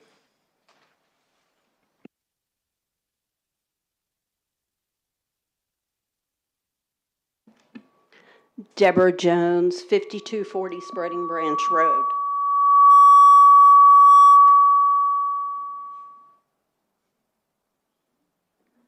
Hello? Mayor, commissioners, town staff, and citizens of Hope Mills. I'm a resident, but also a business owner here in Hope Mills, and my concern is public safety. And I hate to say it, but I have to agree with Commissioner Marley. There's no way to balance this budget and keep our public safety the way it needs to be. We need to have those 5 positions. We need to be ready to even hire more. We've got Target opening. We've got Publix opening. There's going to be a lot of shoplifting. There's going to probably be several accidents out that way until people understand how it all works. And I want to challenge every single one of you to get in a car with a police officer and take a ride. do a ride-along, okay? I did it. When they said they were gonna fit me for a bulletproof vest, that makes you think a little bit, okay? I stayed from 7 o'clock at night till 3 o'clock in the morning, and I would have stayed longer, but I had obligations the next morning. I plan on going back and doing it again. You'll learn to see all the software they use that's in the vehicle. It's phenomenal, the stuff that they can do. We're sitting still, all of a sudden the license plate reader brings up a vehicle, and away we go because this person had a warrant. There's no way for an officer to know that if they don't have that software. So I want you to really consider hard all the decisions you make when it comes to public safety. And I'm even going to go on to say I think that Chief Kane's one position needs to be unfroze also. That's ridiculous. And if it takes raising taxes, then that's what it's going to be. Because if all of you up here, mother, daughter, wife, somebody's trying to break into the house. They know the person on the outside through the Ring camera or other video source they have has a weapon, and they're inside, and they're calling 911. You want them to be able to get there quickly. And if we do away with positions, you know, our area goes from way out at Circle K all the way out to Jack Britt. We do 295. We do part of Muscat Road off of Parkton Road. We go all the way up Elk Run, all the way down Legion Road to the gas station and the laundromat, all the way down there. People don't realize the area that we cover until you get in the car and see. And how they have to back up each other. The night that I rode, we had one officer, he had to go to the jail. Somebody was getting arrested. Another officer had to take a woman to Cape Fear Valley. Well, there was only 3 on that night. So that left myself and the officer I was with by ourselves to cover that whole area. Gets a little sketchy. So please, please consider when you're balancing this budget not to do anything to our public safety whatsoever. Thank you. Thank you. You're welcome.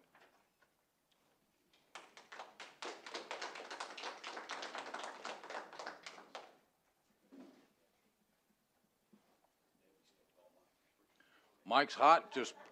The mic is hot. Just walk up here. Just be mindful that the 5-minute clock is on the wall.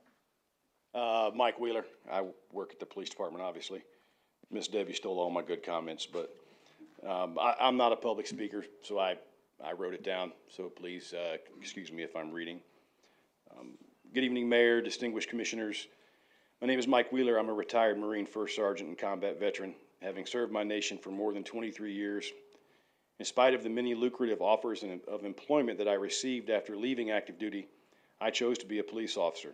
I've spent my entire adult life in a uniform in service of others, and I can think of no greater profession to continue that service than to be a cop. I swore in with Hope Mills in 2019. I work in the Special Operations Division, concentrating on criminal interdiction, combating narcotics, human trafficking, and other illicit activities. Almost every other crime that occurs is in some way linked to one of those illegal vices. My division tries to detect, prevent, and/or catch them before that stuff hits the street and hits the neighborhood. I have worked as a patrol officer, a patrol supervisor, a field training officer, and I am also a team leader on our emergency services unit, a task force officer with the North Carolina Secretary of State's office, and a member of the Southeastern North Carolina Violent Crime Task Force. I have a bachelor's degree in a Bachelor of Science and a decade of real-world experience and knowledge in leadership, planning, and decision-making under stress. Hope Mills is growing faster than the resources that are tasked to protect it. I don't think many realize the increase in calls for police services that will occur once the target opens, as Miss Debbie said. And once that target opens, the Publix, just like Fayetteville, it will be nonstop. We need more officers on the street, more vehicles to put them in, more technology to force multiplier efforts, and competitive salaries to attract and retain qualified personnel. Most of the officers at the department spend their much-deserved time off work and off duty doing off-duty odd jobs to supplement income. I myself haven't had a complete weekend out of uniform in longer than I can remember. Got to pay the bills. And it's pretty sad that an officer gets paid more to sit in a parking lot at a bar, direct traffic at a church or road construction, than to protect and serve the citizens of the town that he works. Hope Mills isn't the quiet, crimeless town that maybe many in this room think it is. We have drug dealers, dope houses, we have sexual predators and human trafficking, we have robberies and carjackings, and we have murders. All the same crime as our big sister Fayetteville. We also have the same criminals. We don't have the level of rampant crime as they do because of the proactive and aggressive work of the police department. What keeps the community safe isn't reliance on the goodwill of our fellow man. It's not hope, curfews, or sternly worded press releases or Facebook posts. It's not just the laws and ordinance written in a book. It's proactive policing. It's forcing the bad guy to pick a different town to commit crime in, out of fear of being apprehended. There is nothing that we as police officers want more than to protect the citizens and visitors of our town, but we have to have the bodies and equipment to do it. As some of you may or may not know, the Cumberland County Jail is one of the slowest processing jails that I have ever dealt with. And I have been to quite a few. What takes 30 minutes at most detention centers takes 2 to 3 hours at Cumberland County. This is, of course, outside of mine and your control, but it creates a problem when we are short officers. As an example, if there are 4 officers on the patrol shift like there was that night with Miss Debbie, and many times there's only 3, and we have to arrest someone, that officer is now unavailable and stuck at the jail for an average of a quarter of his patrol shift. If the shift has 4 working, now there are only 3 cops for the entire town. If a robbery, shooting, other violent crime, or even a serious domestic call comes out, every police officer left will be needed to handle the incident. At that point, we better hope, and hope is not a plan, nothing else happens. Because if it does, there's no one to come help you. We don't arrest many offenders that we probably should, simply because we can't afford to spare the cop to go to the jail and be tied up. We issue citations for misdemeanor crimes like shoplifting, trespassing, etc. I believe that perpetrators of these acts should be put in handcuffs and taken to jail. But sadly, we simply can't afford it. So they get a ticket, which they don't care about. We receive multiple complaints of people speeding, and I'm done.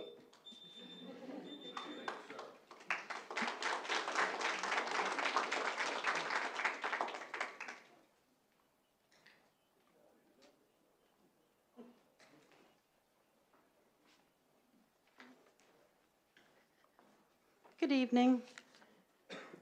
I'm Karen Smith-Saracen, 5532 Rising Ridge Drive, Hope Mills, North Carolina. I'm also here to talk about the police department. Approximately 3.5 years ago, I addressed the Board of Commissioners regarding significant dysfunction within the Hope Mills Police Department. At that time, the department was facing ongoing discrimination laws involving minorities and female police officers, raising serious concerns about leadership and organizational culture. This is when you fell in love with me, Grilly. The department was characterized by widespread controversy and operational issues that negatively impacted the town's reputation and placed undue burden on taxpayers. Investigations revealed multiple deficiencies, including expired officer credentials, mishandling of evidence, and documented documented instances of unprofessional conduct. In several cases, appropriate disciplinary action was never taken. Reflecting on this history is important to fully appreciate the progress that has been made. Today, the Hope Mills Police Department demonstrates marked improvement in both leadership and professionalism. Current leadership brings significant experience and education. Chief Dollinger has over 30 years of law enforcement experience, including administrative leadership. He holds a bachelor's degree in criminal justice and a master's degree in administrative sciences. Previously, he has served as the deputy chief in a large New Jersey police department. Deputy Chief Brayboy also brings over 30 years of experience, including services as special agent in charge of the Fayetteville District for North Carolina Alcohol and Law Enforcement. He is an Army reservist serving as a colonel. Thank you for your service. In the Inspector General role for MedCom and holds a bachelor's degree in criminal justice. This level of leadership represents a significant advancement from the past when leadership credentials and education attainment were very limited. The department is now composed of a diverse, well-trained professional workforce and many officers holding college degrees and advanced certifications. The current workforce demographic reflects meaningful progress in diversity. 69% males, 30.5% females, 20.3% African American, 11.8% Latino or Hispanic, 8.4% Indigenous or Native American, and 5.2% other ethnicities. While the department's budget has increased, it reflects the value delivered to the community. The department currently operates without the lawsuits, EEOC complaints, or scandals as it once was defined by. Additionally, leadership has taken active roles in securing grants and funding through partnership and task force participation, receiving asset forfeiture, how do you say it? Forfeiture? Forfeiture funds, allowing the department to get the equipment that is absolutely needed without using taxpayer money. It is also important to acknowledge unforeseen financial challenges resulting from actions taken by two former Hope Mills commissioners who improperly shared sensitive information with the Cumberland County Sheriff's Department. These actions led to the withdrawal of critical services, including the server support, RMS access, and crime scene investigation resources, resulting in costs exceeding $500,000 to replace those services.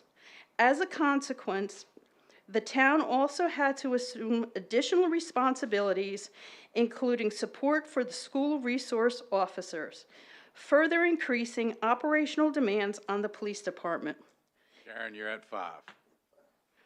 Increase my taxes, please. Okay, thank you.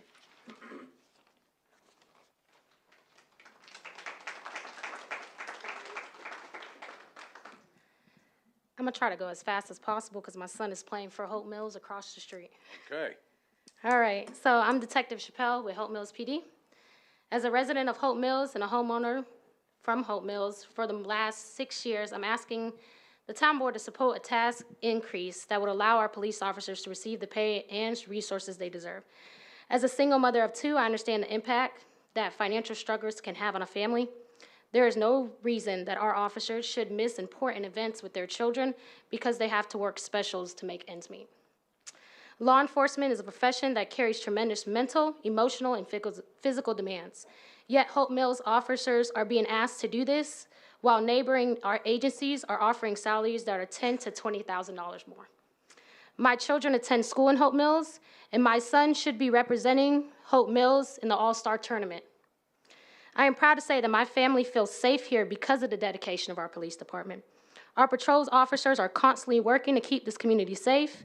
Many spend long hours handling calls, processing arrests, and remaining at jail for extended periods, as of 6 hours. Detectives are investigating cases while also responding to assist patrol while staffing shortages required it. At the same time, our department faces technological challenges that force officers to rely on neighboring agencies to resource, such as our license plate readers and social media finder. These limitations make any difficult job even harder. My question is, what happens when there is no experienced officers available to answer your call? What happens when you're a victim of the major fraud, when your property is stolen, or when your child is hurt? And then it needs a thorough investigation. Retention is very important here. It takes years to develop knowledge, judgment, and skills required to do this job. When experienced officers leave, the town loses valuable expertise that can't quickly be replaced. One of the biggest concerns facing our officers is the lack of clear career progression. There is no step pay system and little opportunity to move forward in the coming years. Our department leadership, the chief and the command staff, work very hard to maintain our morale and retain officers, but there's only so much they can do. And they can't do much without the support of the town leaders.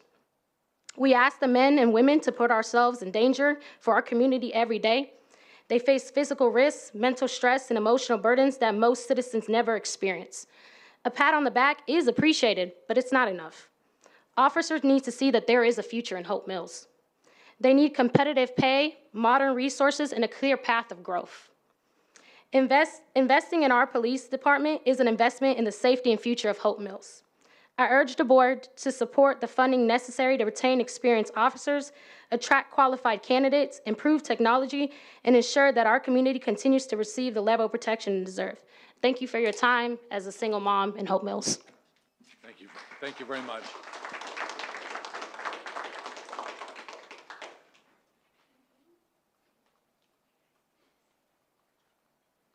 Good evening. Sergeant Locklear, Hope Mills Police Department. I'm not a public speaker, so I also wrote my stuff down. Good evening, Mayor, members of the board, town manager, and citizens of Hope Mills.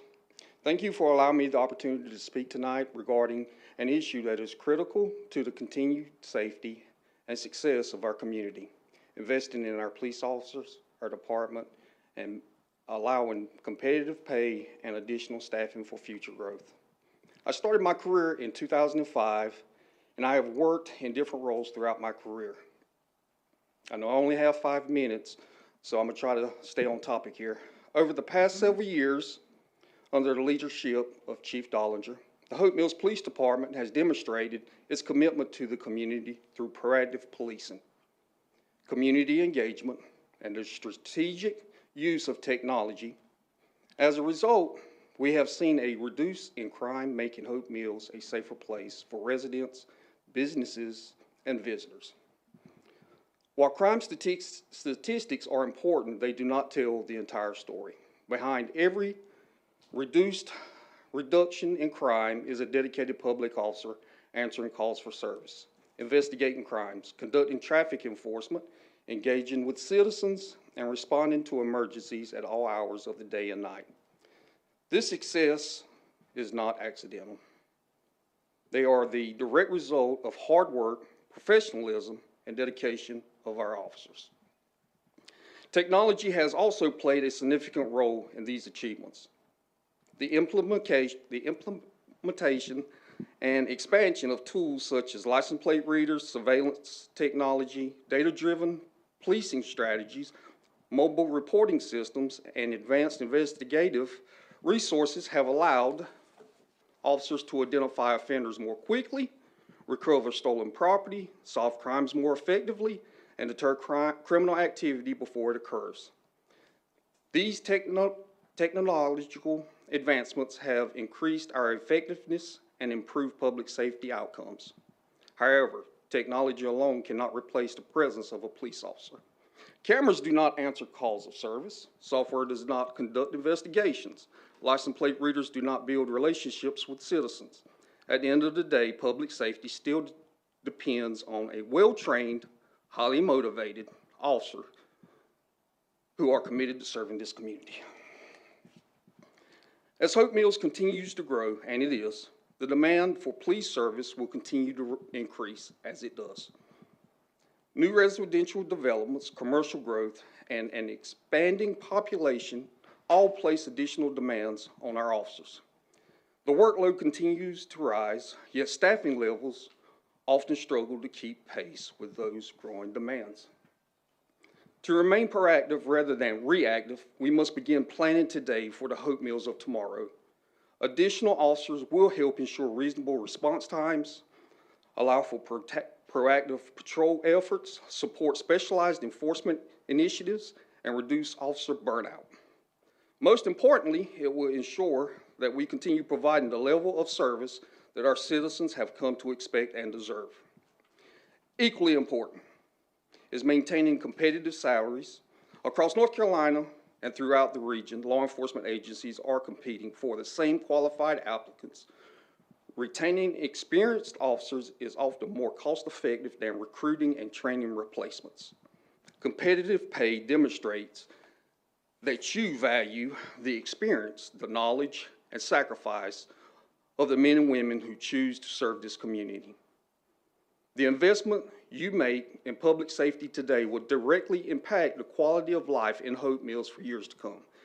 Safer neighborhoods attract families, safe communities attract business, strong police departments contribute to economic growth and community confidence.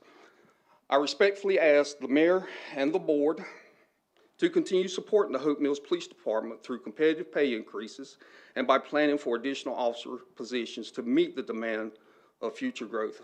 By investing in our people and our resources today, we can ensure Hope Mills remains one of the safest and most desirable communities in North Carolina. As you said earlier, Mayor, we're at a crossroad. When I'm on patrol as a sergeant, I have to make a hard decision sometimes, especially when we get backed up on calls. I have to prioritize. This call may be more important than that call. And if we're running at the bare minimum, it's hard. It's stressful. Thank you.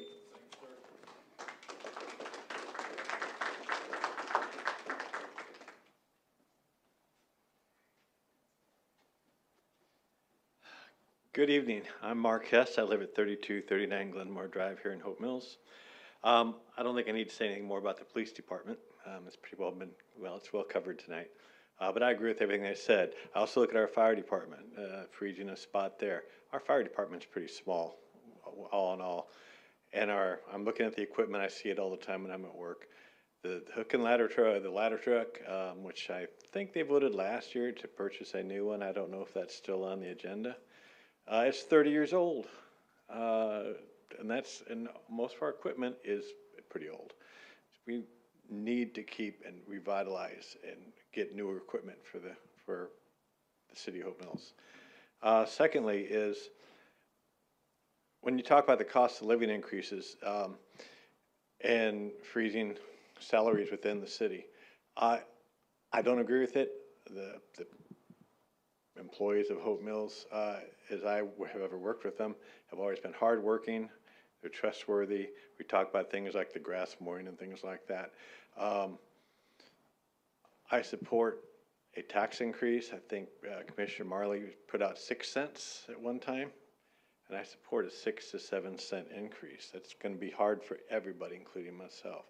As most of you know, I have another job that I work out here on during the school year, and that helps cover some of those expenses, but I'm more than willing to pay that additional money for that. The city's growing faster than I think most people have planned, especially the Target Publix, which I think is technically favorable, but I'm not exactly sure. But the traffic's going to be just, for the next 4, 5, 6, 7 years, it's going to be abominable. that the Target complex is gonna be huge, and it's still a 2-lane road that's somewhere scheduled to get widened somewhere down the road. Same with Rockfish, it's gonna be another 2 or 3 years before we really see a lot there that's finished. We need to keep our employees well-paid, well-trained, make sure that our stormwater system works, that our Parks and Rec system works. We pay 5 cents on our property taxes for Parks and Rec, and that's, besides the police and fire department, that's probably the most visible thing we have in town are the parks. Baseball, soccer, various sports. I know we bandied about tonight about the contracts, and I'm sure Lamarco and myself being on the advisory board, we're gonna look at those, and some of those probably need to go. But I've never known a Parks and Rec department that's ever been designed to be profitable. If we can break even, we're doing good, but it's really not a business. I've never known any part of government that's ever really been a business and made money, except maybe PwC. But we can look at some of those, and if they're contracts that are expensive and it's not being utilized, we can look at cutting that out. Same with we look at the Robinson Center, T.J. Robinson Center. It's sort of embarrassing that commissioners in the past have not decided to build the various rec centers and activity centers that we needed, so we have to rent a place to have basketball or cheerleading or the other things we do there. But the city will suffer if we do not offer those to our citizens, especially when you have that little 5 cent per 100 bill on your, on your tax payment, and they say, "Where's this going to?" And it's $1 million, or whatever, $1 million, $1.2 million, whatever it was for that. And they don't, if they're not getting anything, okay, it goes in general fund, but when you just Joe on the street, I'm paying 5 cents a 100 for Parks and Rec. What are we getting for that? What are we getting for that? I support a tax increase. Okay, it's gonna hurt, but I support it. Thank you.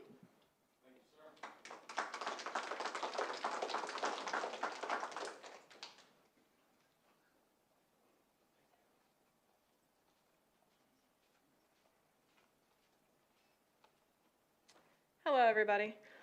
I am Officer Peoples. My husband also works for the town of Hope Mills. He is also Officer Peoples. We have 2 children when we live here in Hope Mills. We have a 6-year-old and a 1-year-old. Something that I want to stress to you guys is that my husband and I, both police officers here at Hope Mills, I've worked for Fayetteville for 9 years. My husband worked there for 11 years. We come from Fayetteville PD. We were aggravated assault and robbery detectives there as well. We have brought that experience here to Hope Mills. If we had decided to stay at Fayetteville PD, I'd be making $77,000 right now. I only make $56,000 here at Hope Mills. After taxes come out, after our rent, after childcare, which we pay over $700 a month in that for our 2 children, we are left with basically $100 to pay for food. And quite frankly, I know nobody here wants to see 2 people who work for the town be struggling that much, especially people who are willing to lay down your lives, our lives, for you guys without a second thought. Every day I kiss my children goodbye knowing that there's a chance that I might not come home. And I think between us and the fire department, we should be able to not worry about our children when we're at work. Something that I think people forget about a lot of times here in Hope Mills is that we're also affected by a Fort Bragg. What comes with that is our housing and our rentals. Fort Bragg, the basic E1 BAH is $1,700 a month. That is more than one of my paychecks. I take home $1,500 on the first. That raises our rent, that raises our housing, and unfortunately, none of us make BAH, so we don't have that extra money, and that's what drives our housing costs out here. Between my husband and I, we work opposite shifts, and that's to try and accommodate with childcare, which means that we never have a day off. Our children never get to see both parents at the same time. And on top of that, on my weekends off and his weekends off, we're working off-duty specials to try and cover childcare, to be here at work to serve the town of Hope Mills, and to put food on the table. Which means that when I am off, my children still don't get me. There's a lot of things that the town of Hope Mills is great at, and family and community is one of them. And all these projects that we're trying to beautify the town, they're wonderful. And that is something that is great and needs to be done and is part of Hope Mills and who we are. But they're not gonna stay safe, and they're not gonna stay the things that make Hope Mills great if you don't have your public safety here to help you guys. As all these other officers have said, at most times we have 3 to 4 officers in a shift. One domestic call takes out almost all those officers. And when somebody is breaking into your house or a major crime is happening, there's gonna be no one to respond. And quite frankly, Fayetteville PD, they're doing a lot of recruitment. I don't think people understand that. They are trying to pull from other agencies right now because they know that they're the highest paid agency. And they know that the rest of us are struggling, and we want to see our families taken care of. We're the lowest paid agency in the region right now, and that's something that needs to be said and be talked about. And if it means raising taxes by 6 cents, an $8 coffee, then it is what it is. That's something that we'll be able to recoup, eventually.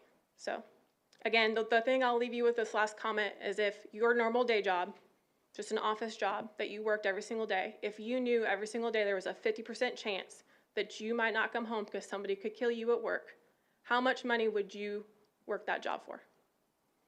And the answer would be, most people would say, I wouldn't even work that job. Thank you.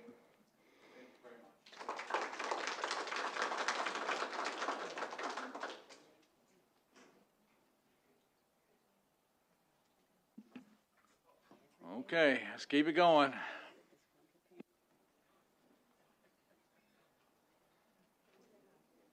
Good evening. I'm Jim Morris. I live at 3725 Floyd Drive here in Hope Mills. I first moved to this community in 2003, and our real estate agent led us into the Hope Mills area because you had the awesome schools and you had an awesome quality of life sitting down here. We bought our house, we went to the 361 Oyster Bar to celebrate, and we watched in horror as the Hope Mills Bridge washed away the very first day that we were here.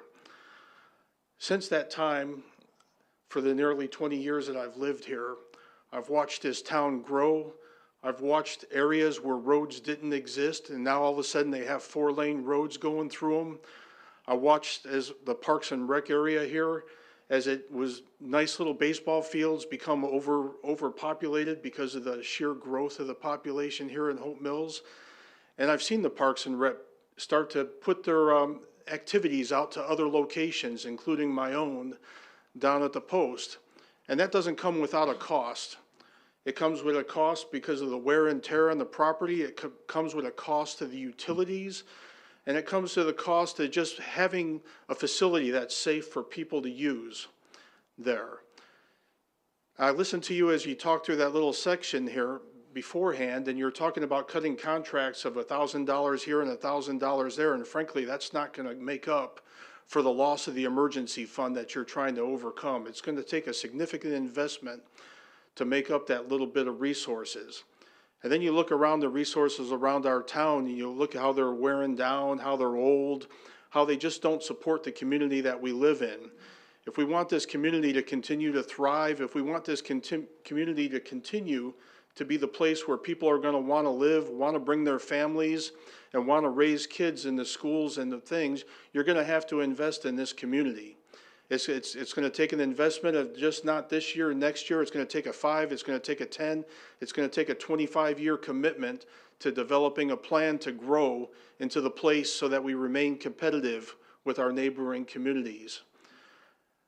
So I support the tax increase, and I support that you continue to invest in the community, you continue to invest in the organizations in this community that support the community, and continue to support the programs that you need to attract the families that you want to reside here.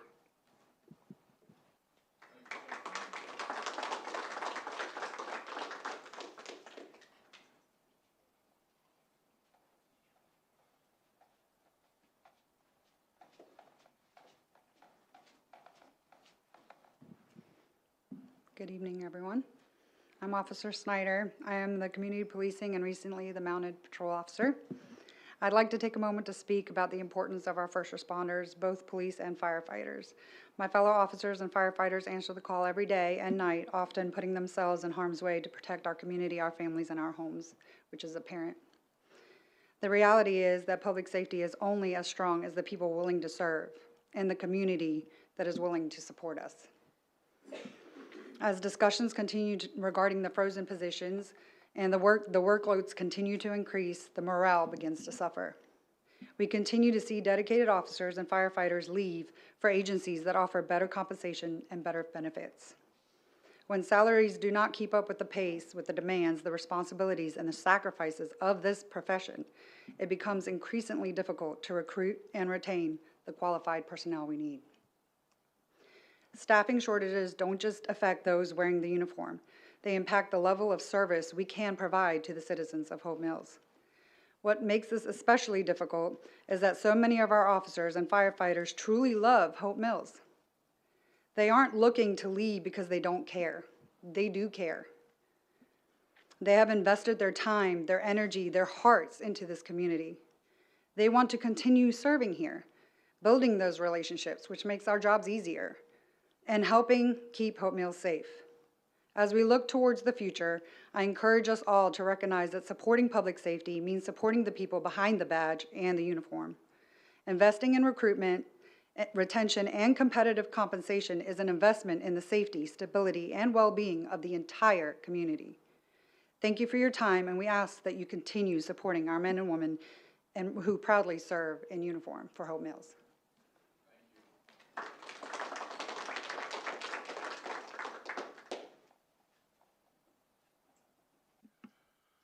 Okay. No one else? There we go. All right. Keep it going.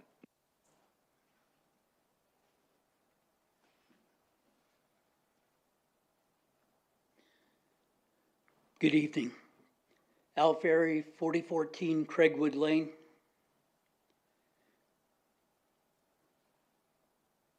Regardless of what side of this issue you're on, you're probably going to both agree and disagree with me right now. I think Commissioner Marley earlier said something that resonates. Inflation is real. You go look back at gold to 2018 up until about 2022. It backs currency throughout the world. It held steady at about $1,800 an ounce.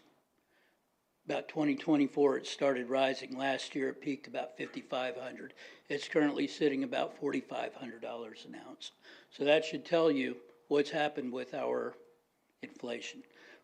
That's a double-edged sword.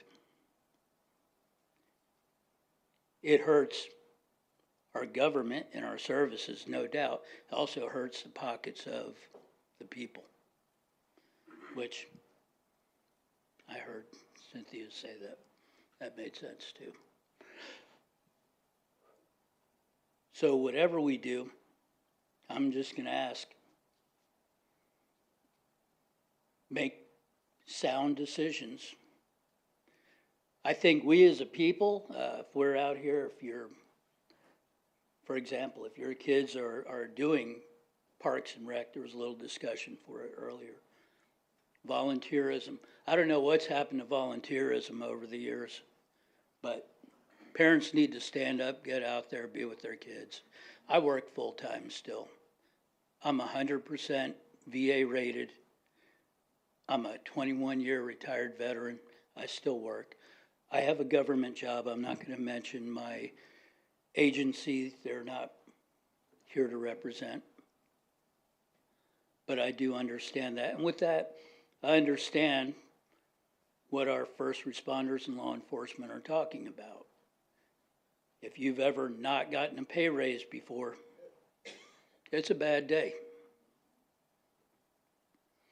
At the same time, be mindful of what you're asking for in the budget. Be mindful of what you actually approve. Be mindful of how you employ your new technologies and new tactics. I'm hearing things about, technology being able to do a bunch of reading and finding things, and that's great. Somewhere in there, some gray areas. Be mindful of the Constitution and people's rights. That Fourth Amendment can easily get violated. And while you have qualified immunity, and I support that. I also want you to understand that we the people, we do not have qualified immunity that comes out of our taxes. So in that regard, please be smart about how you employ your new tactics and your new technology. And that's really all I have to say. Good luck with your decision. Be kind to us, be kind to them.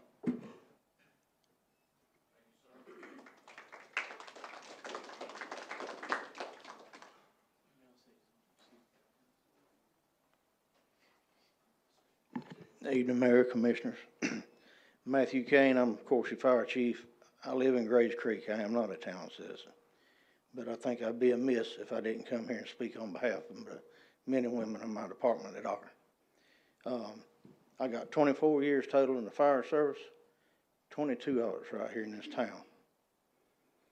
I started out as a part-time employee, moved to full-time, went from firefighter to lieutenant, to captain, remained captain for about 15 years before I promoted to deputy chief and eventually got the chief title. We have always done more with less because that's what we were asked to do, and we've done it.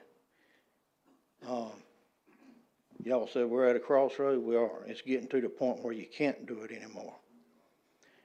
As far as the 1996 ladder truck, it is being replaced.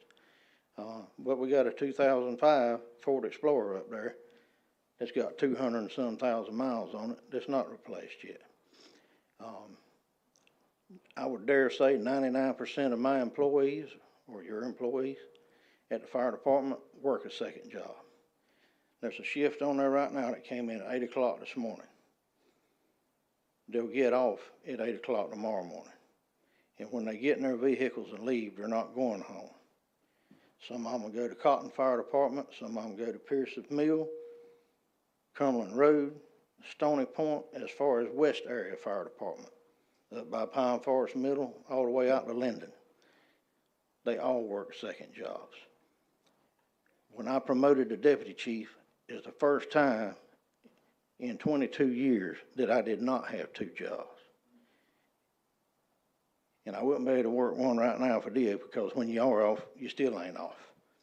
But I support our staff. I support everything all these police officers come up here and talked about. But I would also like to mention streets, public works, sanitation. Every department in this town needs personnel.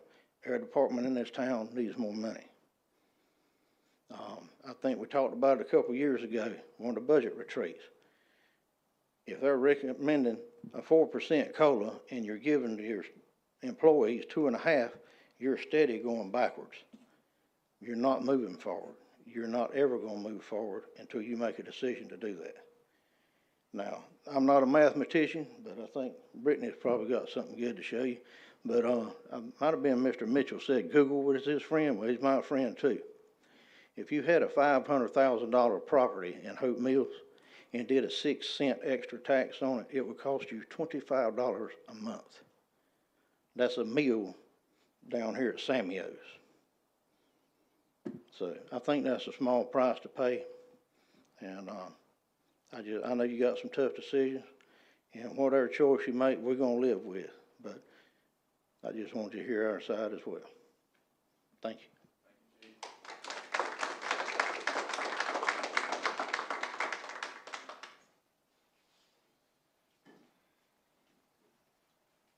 Good evening. My name is Tiffany Falgiani. I do not live in Hope Mills, unfortunately, but I'm a member of the Hope Mills Police Foundation. I've also been a teacher in Cumberland County for 21 years. I've seen firsthand how having police in the school systems, having police in the area is essential to the well-being of students and staff. Every day, I don't put my life on the line like they do, but I go into a classroom and I know exactly what I'm gonna do if it comes to me where there's a school shooter or something like that. Those people that put their line on every day, going everywhere, those people that are sending out for emergencies, and when I worked at Southview, I had people from Hope Mills come and help me when I had an asthma attack. and probably saved my life on multiple occasions. I can't imagine ever making a decision to cut public safety. In today's day and age, the world is crazy, and you need to invest in it. Target, as soon as Target opens, you know, I have students that walk across the street and they go to McDonald's at Jack Britt, and they go there. But when you bring Target in, you're gonna bring a whole nother population. It's not just gonna be people from Hope Mills. And we need officers, and we need firefighters, and we need EMS to protect our students and your young people. You have to invest in this future. Hope Mills Police District goes all the way out to Dirtbags. It is not just the little tiny part of Main Street. You have to vote to keep everybody safe. I don't envy your decision. You've got tough decisions to make. But you've got to make one that invests in the future of the kids and the future of this town, which is growing at a rapid rate. Thank you.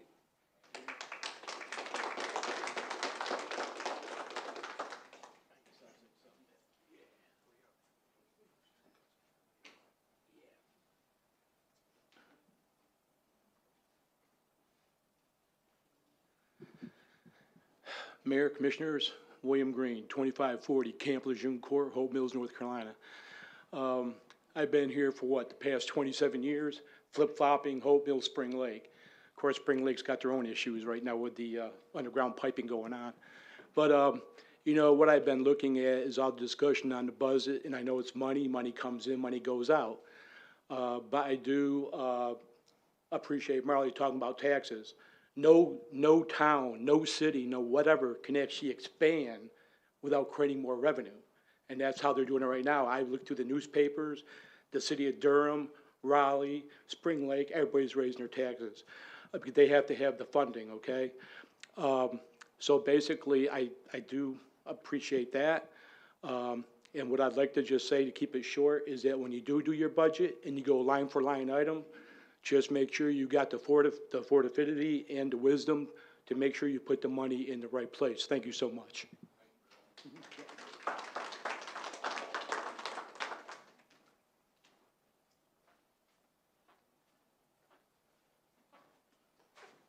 Good evening. Steve Dollinger, Chief of Police. So originally, I was quite surprised on how many of my officers actually watch these meetings at home. So a few weeks ago, they asked if they could come and talk publicly, and I had told them no. I said, let me be the spokesperson, let me relay your message. It wasn't until Saturday at the gun violence walk that the mayor said that he wanted to hear from our employees, and I was able to put that out. But I come from New Jersey. If you want to speak about high taxes and paying taxes, believe me, move to New Jersey. You won't be able to afford to stay there. That's part of the reason why I'm down here in North Carolina. But I come from a big town there with about over 75,000 people and a big department. And I want to say that your department heads here and some of the staff in Public Works and Parks and Recreation and Finance and throughout, they're some of the best staff I've ever worked with. I mean, they're committed to Hope Mills. They don't make a lot of money here. They're committed to Hope Mills, and they stay here because they actually care. And of course, I'm an advocate for supporting all of their programs and everything they need as well.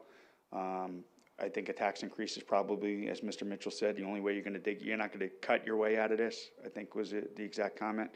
You're going to have to generate revenue. So I just wanted to come up here and tell my officers publicly how proud I am of them for coming here tonight and speaking up for themselves, and how proud I am to be their chief, and how honored I am to work with the other department heads and stuff. That's pretty much all I have to say.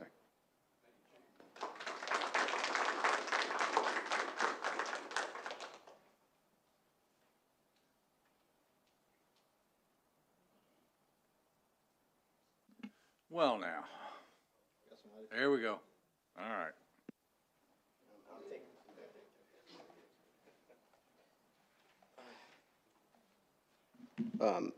Good evening, ladies and gentlemen. My name is Brian Austin. I'm a patrol officer for our agency. I'm not a resident of Hope Mills. I live in Harnett County. And I hate to take the floor right after the chief because there's so many words that he's already said. But I said that I would be remiss if I wasn't a person who spoke up when the opportunity was provided for us to speak up. I tell you that I live in Harnett County because I say that this job is a chosen profession. Some of the officers are residents of Hope Mills, but me coming from Harnett County shows you just how much I care about being a part of this community. I'm willing to drive every day to be here on patrol. I respond from 7 to 7 as needed. I'm also the only patrol canine officer on duty that we have right now. So we are also looking at investing in other dogs as well. So again, it's a big important role that I play. And as you look at our agency, I'd like to just think of all the things that our agency provides, all the services that we provide. We don't, when you call 911, we don't tell you to come meet us at the police station, we come to you. Whether it's at your house, whether it's at a school, whether it's at a business, we arrive to you. Our vehicles require maintenance. They don't sit still like any other citizens' vehicles. They run 12 hours a day, responding from call to call, whether it's a high emergency or whether it is a 911 hang-up. They're running all day long. Again, they require maintenance on a regular basis. And again, as other officers have said, we're shorted on staff. There's typically 3 to 4 patrol officers that are covering a shift, and a domestic call can take 2 officers away, leaving only 2 left on the road at a time. So there are other officers who have certainly mentioned that the agencies around us, such as Fayetteville, do offer high pay rates, and it is an incentive for sure for people to leave. But if you really care about the community, you'll want to remain, but you also want to be properly fed for the services that you provide. Every day, first responders are putting their lives on the line. They're taking away family or time from their friends and their family, and being blessed that they're able to make it back home each night or day. On top of that, again, it takes intention to be here. It comes at a cost. And as social media thrives, we're starting to see more and more officers are getting out of this profession because they're not feeling like they're being supported by the community around them. People often say things like they want de-escalation from the officers. Well, it comes at a cost. There's got to be training. There's got to be equipment. There's got to be other things, other resources that the officers have provided to them to be able to establish these de-escalation techniques and things that the people are asking for. And again, it requires people who are willing to be in the line of fire. You can have de-escalation all you want, but if nobody's here to stand and do it, you got nothing. So you definitely need people who are willing to step in the line and keep the community safe. The only thing I ask, just please make the right decision when thinking about our officers and the services and things that we provide for the community. Again, it is a volunteer service in a sense because people are choosing to put their lives on the line, but again, people also want to be accurately compensated for the things that they're doing each and every day. Thank you for your time.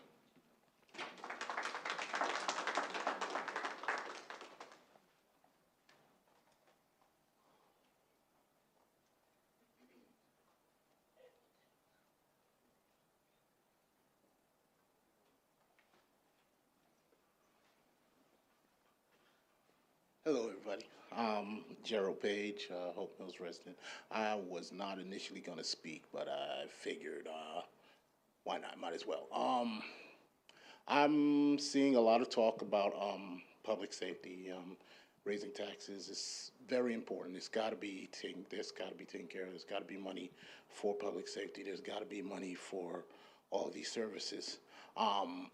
Raising taxes is a good way to raise revenue, definitely. But another thing that cannot be forgotten, you can't look at, when I hear a lot of talk about cutting, you can't get with that just by cutting. Correct.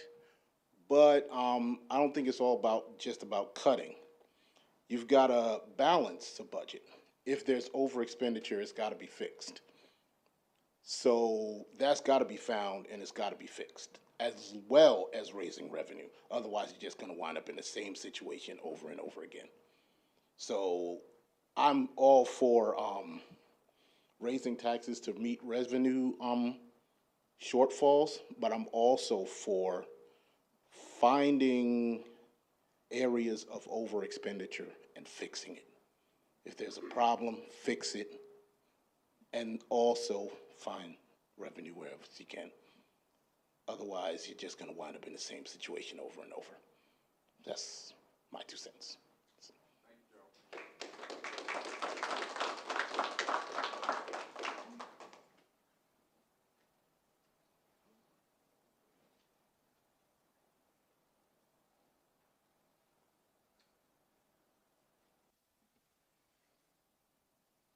Anybody else?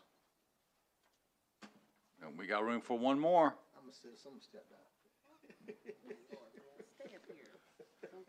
Mayor? Mayor?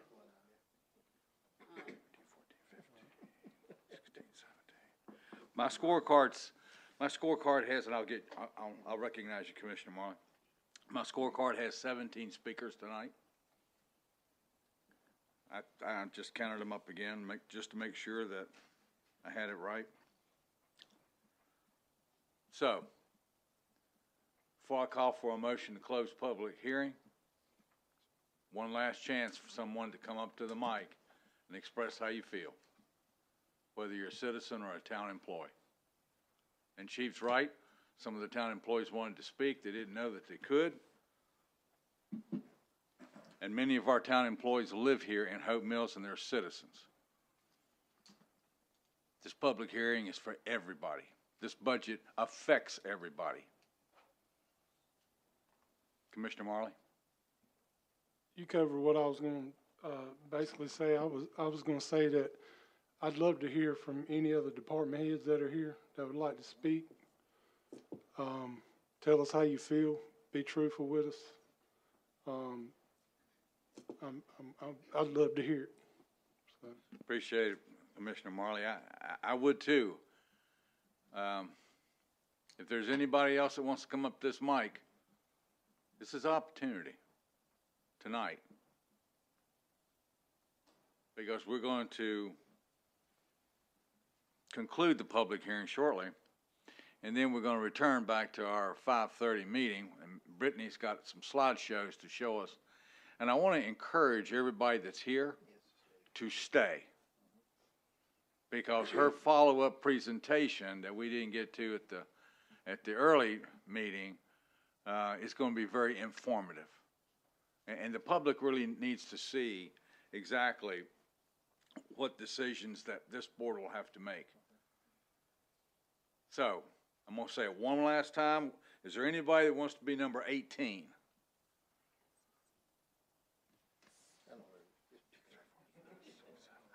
My ghost spoke. 15, 16. Big bullied into it. There you go.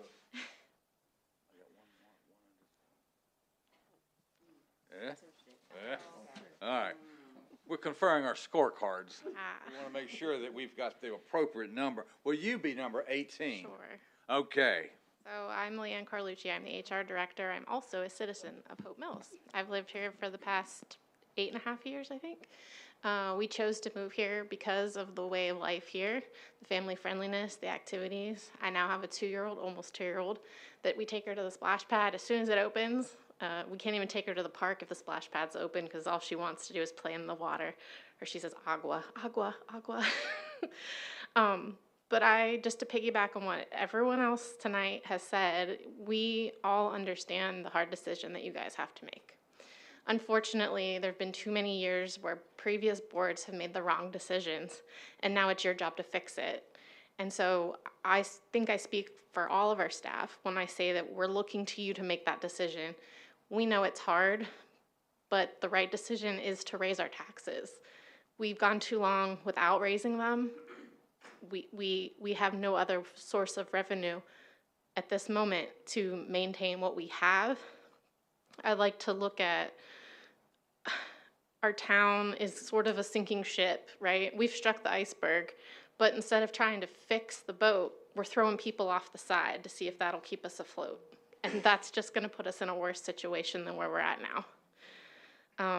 I think, like I said, I'm not the math person, Brittany is, but I think Matt said it, you know, it's about $25 a month. As a citizen, with the appropriate COLA increase, I can afford that. And if it will maintain the public safety and the staffing and keep this town running, then it's a sacrifice that I'm willing to make as a citizen. Okay. Thank you, Leanne.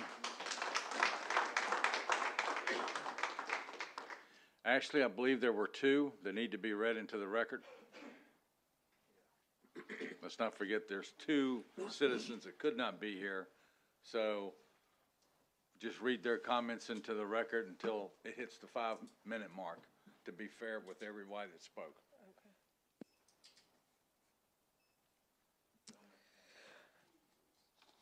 Good evening, Mayor, board members, and citizens. My name is Officer Jay Cooper, and I have proudly served as a police officer with Hope Mills Police Department for over a year. Thank you for allowing me the opportunity to speak tonight regarding an issue that directly impacts public safety, officer retention, and the future of our community. First, I would like to express that I truly enjoy serving and working for the citizens of Hope Mills. This community is a great place to live, work, and raise a family.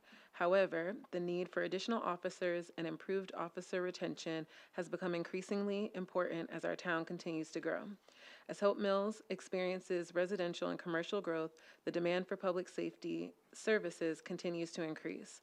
Officers are responding to more calls for service, covering larger service areas, and facing greater expectations from the community. While this growth is a positive sign for our town, it also highlights the need to ensure that our public safety resources grow alongside it. One of the most significant challenges facing our department today is recruitment, retention, and salary. Many neighboring agencies offer more competitive salaries and benefits, making it difficult to attract qualified applicants and retain experienced officers.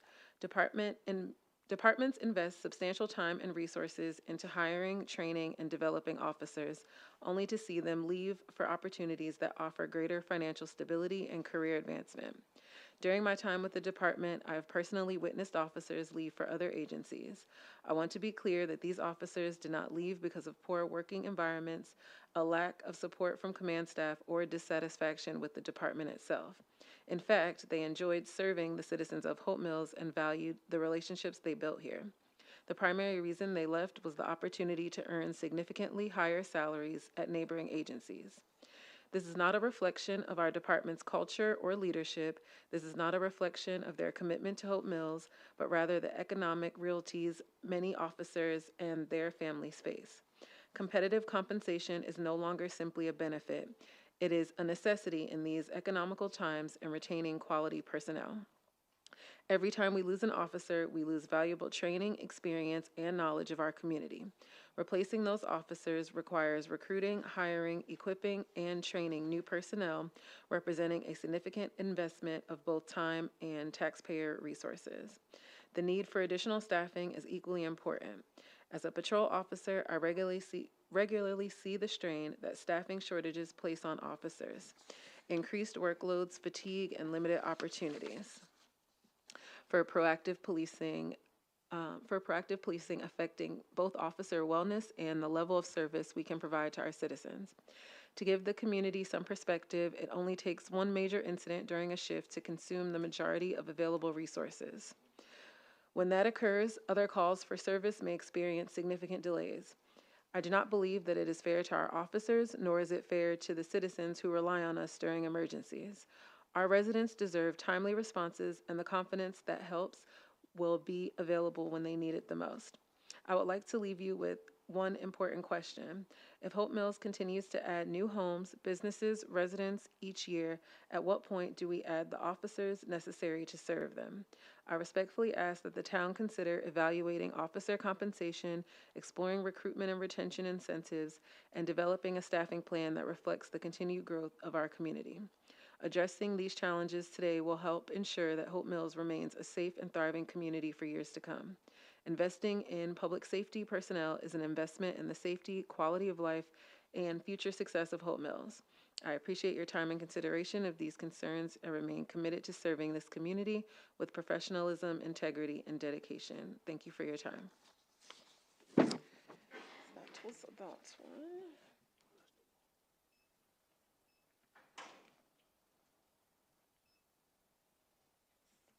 Okay.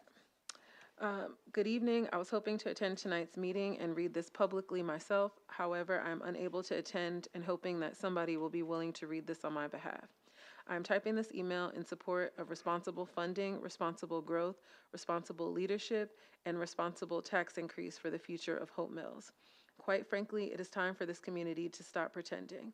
For years, residents have demanded more services, better parks, improved roads, enhanced public safety, expanded recreation, and a higher quality of life. Yet every time the conversation turns to paying for those things, we hear the same response. Don't raise taxes, find another way, do more with less. At some point, we have to stop avoiding the reality. There is no magic solution. The cost of fuel, equipment, maintenance, insurance, construction materials, employee benefits, and nearly every aspect of municipal operations has increased dramatically over the last several years. Hope Mills is not immune to inflation. The idea that we can continue operating at yesterday's funding levels while facing today's costs ignores basic economics. And quite frankly, that is exactly why we are here today. The audit did not create these problems, it exposed them. For years, costs increased, expectations increased, and difficult financial decisions were delayed. Eventually, reality catches up. I often hear concerns about raising taxes because some residents live on fixed incomes. I respect those concerns. But financial hardship is not unique to one group. The family paying daycare costs that exceeded a mortgage payment is struggling. The single parent buying groceries is struggling. The worker commuting to work and paying higher fuel costs is struggling. Inflation has affected everybody, and just as residents face rising costs, so does the town of Hope Mills. This is not insensitive, it is a reality. Most residents do not wake up in the morning thinking about audits, budget amendments, or reserve funds. They think about whether the roads are maintained, whether the parks are safe, whether someone answers the phone when they need help, whether emergency responders show up when they call, whether children are safe at school. Those things do not happen by accident. They happen because someone funds them. I am also concerned about discussions surrounding workforce reductions. When positions are eliminated, the work does not disappear. The phone still has to be answered, the permit still has to be issued, the park still has to be maintained, the road still has to be repaired. Oopsies. Residents still expect service, competent service. The burden is simply shifted onto the employees who remain. That leads to burnout, low morale, and turnover. And eventually, it leads to the very thing residents complain about most, declining services. Eliminating positions is not courage. It is often the easiest decision because someone else pays the price. The employee pays the price, the remaining staff pay the price, the residents pay the price. Yet the problem remains. Another topic that deserves perspective is reserve spending. Whether every expenditure identified in the audit was right or wrong is a separate debate. However, police vehicles are not luxury items, technology systems are not luxury items, fuel is not a luxury item, public safety is not a luxury item, and neither are school resource officers. The children being protected in our schools today are the future of Hope Mills tomorrow. We often take public safety investments for granted until something goes wrong. Then the first question becomes, why wasn't more done? You cannot demand preparedness after a tragedy while opposing the investments required to prevent one. I also want to address growth and development. Growth is not the enemy. Growth is a part of the solution. New homes, new businesses, and new investments expand the tax base and create additional revenue.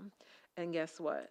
The additional revenue helps reduce the burden existing residents would otherwise be asked to carry themselves in the future. This is a win-win. More opportunity, more investment, more revenue, a stronger Hope Mills. The good news is that Hope Mills is not out of options. We can fix this, but fixing it requires honesty. It requires accountability. It requires responsible growth. And growth is often uncomfortable but necessary. And it requires acknowledging that sustainable services require sustainable funding. Residents deserve leadership, residents deserve integrity, residents deserve accountability. The reality is simple. We cannot continue demanding more services while refusing to pay for them. We cannot oppose taxes, oppose growth, oppose investment, oppose new revenue, and then act surprised when financial challenges emerge. The audit did not create these problems, it exposed them. Now this board has a choice. How much is left? Like 3 lines. Now this board has a choice. Continue postponing difficult decisions or demonstrate the leadership and courage necessary to address them, not next year, not after the next election, now. Because these decisions made in this room will determine whether Hope Mills merely survives or whether it thrives. Thank you. Okay. Anybody else? One more, okay?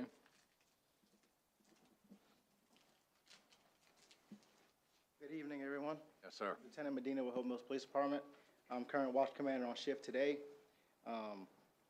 Basically, everything that everybody said, just want to piggyback on it, all right? That I've been here since 2017. I've seen people come and go. I've seen people with less years of experience than I have make more money at another agency. I have people who work in Fayetteville that make a lot of money that wants to come over, but the money's not there. The reason why they want to come over is because we have our command staff lets officers be proactive. They let them be cops, not with their hands tied like other agencies. So in order to make money, you got to spend money, okay? And I don't live in Hope Mills. I live in Fayetteville, but I've been here since 2017. I finally got a raise back a couple years ago, right? And I can go to another agency and be a regular officer and make way more money than what I'm making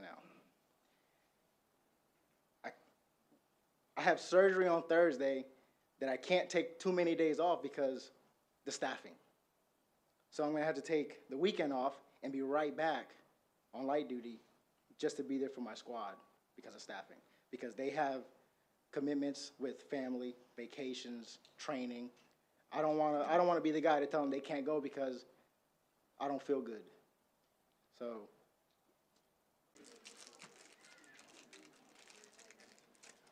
Okay, it's 8:27. We good, Ashley?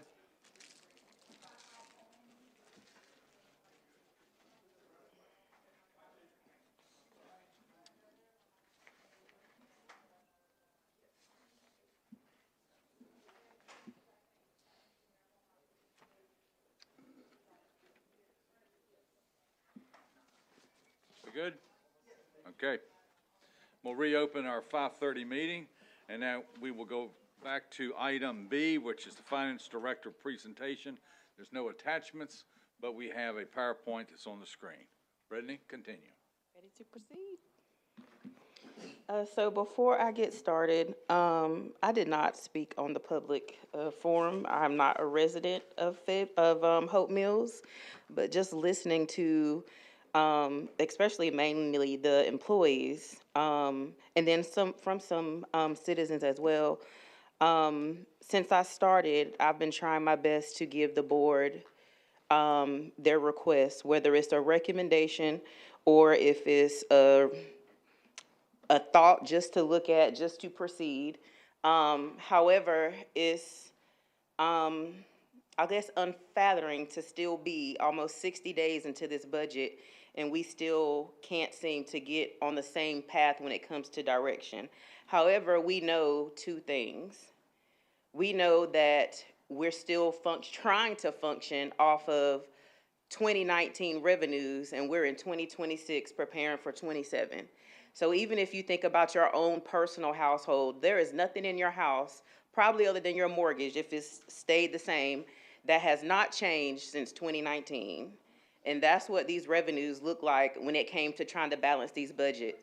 So I've heard the words of creative accounting and all of that. However, what I in finance know is what the previous finance director did was he was trying to appease what was in front of him versus giving an actual look on not just budgeting for 1 year, but budgeting for multiple years for the town of Hope Mills. So that's what we're gonna start here today. So this is completely unbiased. I'm going to cover two perspectives. I'm going to cover from the town's perspective, but I also want the citizens to understand how a tax rate will would impact them and their household. So I want to make sure, Ashley, that it's stated on the record that any proposed tax increase that's offered from the budget from the town of Hope Mills has nothing to do with rebuilding the town's reserves. We have already came up with the plan for that. That doesn't include a penny touched if we have to increase taxes to balance this budget. So whatever rumors are out there, we're not raising taxes to correct anything with the OSA audit as it relates to replenishing the town reserves. We have a different stream of income that's already gonna cover that for us, which we'll cover hopefully once we get into the budget process more. This proposed tax increase is intended to provide reoccurring revenue that the town has not been able to replenish over the years without generating new forms of it. So again, this slide is just showing us what a tax rate for us looks like, what it covers, and what it doesn't cover. The employees that are here, they know, I believe the board for the most part, you know, so I'll cover what it is not intended to do. And it is not intended to replenish the general fund reserve balance, as we said. This is not to fund new programs or major service expansion. This is not to create unnecessary spending or to add padding to directors' budgets. This is to address prior year, it's not intended to address prior year reserve usage. So we're not asking to raise taxes for special projects. And at this point, from what we've cut, it's not even to purchase vehicles. It's not intended to give any of the directors basically anything they've asked for other than just some form of stability in their department as things are starting to grow in the town. So getting to the tax numbers, a penny value in the town of Hope Mills is worth $209,000. But it's based on the collections rate. It's based on new construction, appeals, if any of the citizens have any type of tax exemptions, and as I stated, the collection rates, because of course, we're good if we collect 100%, but the town of Hope Mills has a pretty decent collection rate. Some things to consider, I've heard people come up and talk about the revaluation that Cumberland County did. Unfortunately, that really doesn't benefit us here to the impact that I think people think. So when you come up and say, well, my tax bill increased by 20%, and you're expecting that same spending power to come to the town of Hope Mills, it doesn't happen that way. So the county, and for whatever services they offer, they're gonna get that money off top. We're increasing the town of Hope Mills tax rate so we can return that money to our actual community. Just throwing a little plug out there that when you increase property taxes, which is considered an ad valorem, it will also increase your vehicles. So you have to calculate that when it comes to your overall rate, and that's because vehicle taxes, well, motor vehicle taxes are also ad valorem. So when you do a tax increase, it increases anything that's based on the assessed value or taxable value of the property that you own. So that's why you see here, of course, you know, it's your homes, your land, any commercial property, and I did add in the small collection for motor vehicles, which will be collected like when you renew your registration. So, of course, we're depending on our future growth. There may not be a need to increase taxes in the future as the town continues to grow and then that penny value continues to grow. So we're looking for reoccurring revenues where we only have to raise taxes, I'm hoping in the future whenever we want to do some one-time projects or something special, but not for a need like we need now to cover our annual operating expenditures. So I wanted to put some numbers on what the household impact looks like. So I'm going to show you a few charts coming up on the estimated household impact per property value for the town of Hope Mills. And these are only estimates. Of course, we know your actual numbers will depend on your assessed property value, your vehicle value, and like I said, any exemptions or any other things that you have that may impact your taxes. So where we stand today, I got our most current tax reports from Cumberland County, which is our recent tax and our North Carolina vehicle tax reports. That's what VTS is. So based on that data, I was able to calculate the average taxable value of a parcel and 2 registered vehicles for the town of Hope Mills. So what's the average cost or average assessed value that we can attach to the average citizen here? So the average based on those numbers from our reports was $324,000. So this is what $324,000 looks like when it comes to a tax increase. And I broke it down in even half-cent increments. So we've heard a few numbers being proposed, but we can see even if you do a half-cent, you're looking at $1.35 a month, which is an additional $16 a year. If you do the maximum of a 6% tax increase, you're looking at a monthly cost of roughly $16, which will equal to almost, what, $200 a year. So pairing this revenue with homeowner impact. So from the 1 cent to the 6 cent, how much revenue it would generate, how much it would cost the average homeowner based on that $325,000 figure, and then the monthly cost of what that increase would look like on your tax bill. So again, we're looking at a monthly cost between 3, and on the high end, we can say 20, just to round up, because these are just play numbers. But we're looking at a $2 a month increase. We'll say $3 at the max, and maybe, $3 at the minimum, and maybe $20 at the max, which would generate a difference of $209,000 if we did it for 1 cent, but $1.2 million if we did it for 6. So this is the estimated tax revenue based on the 2 cents. So I did add in the fact that you do have to consider your motor vehicles, and the average is, they say you own 2 vehicles and the value is like $25,000 a piece. So this is what that looks like if you wanted to if you wanted to include your total taxable value outside of just your home value.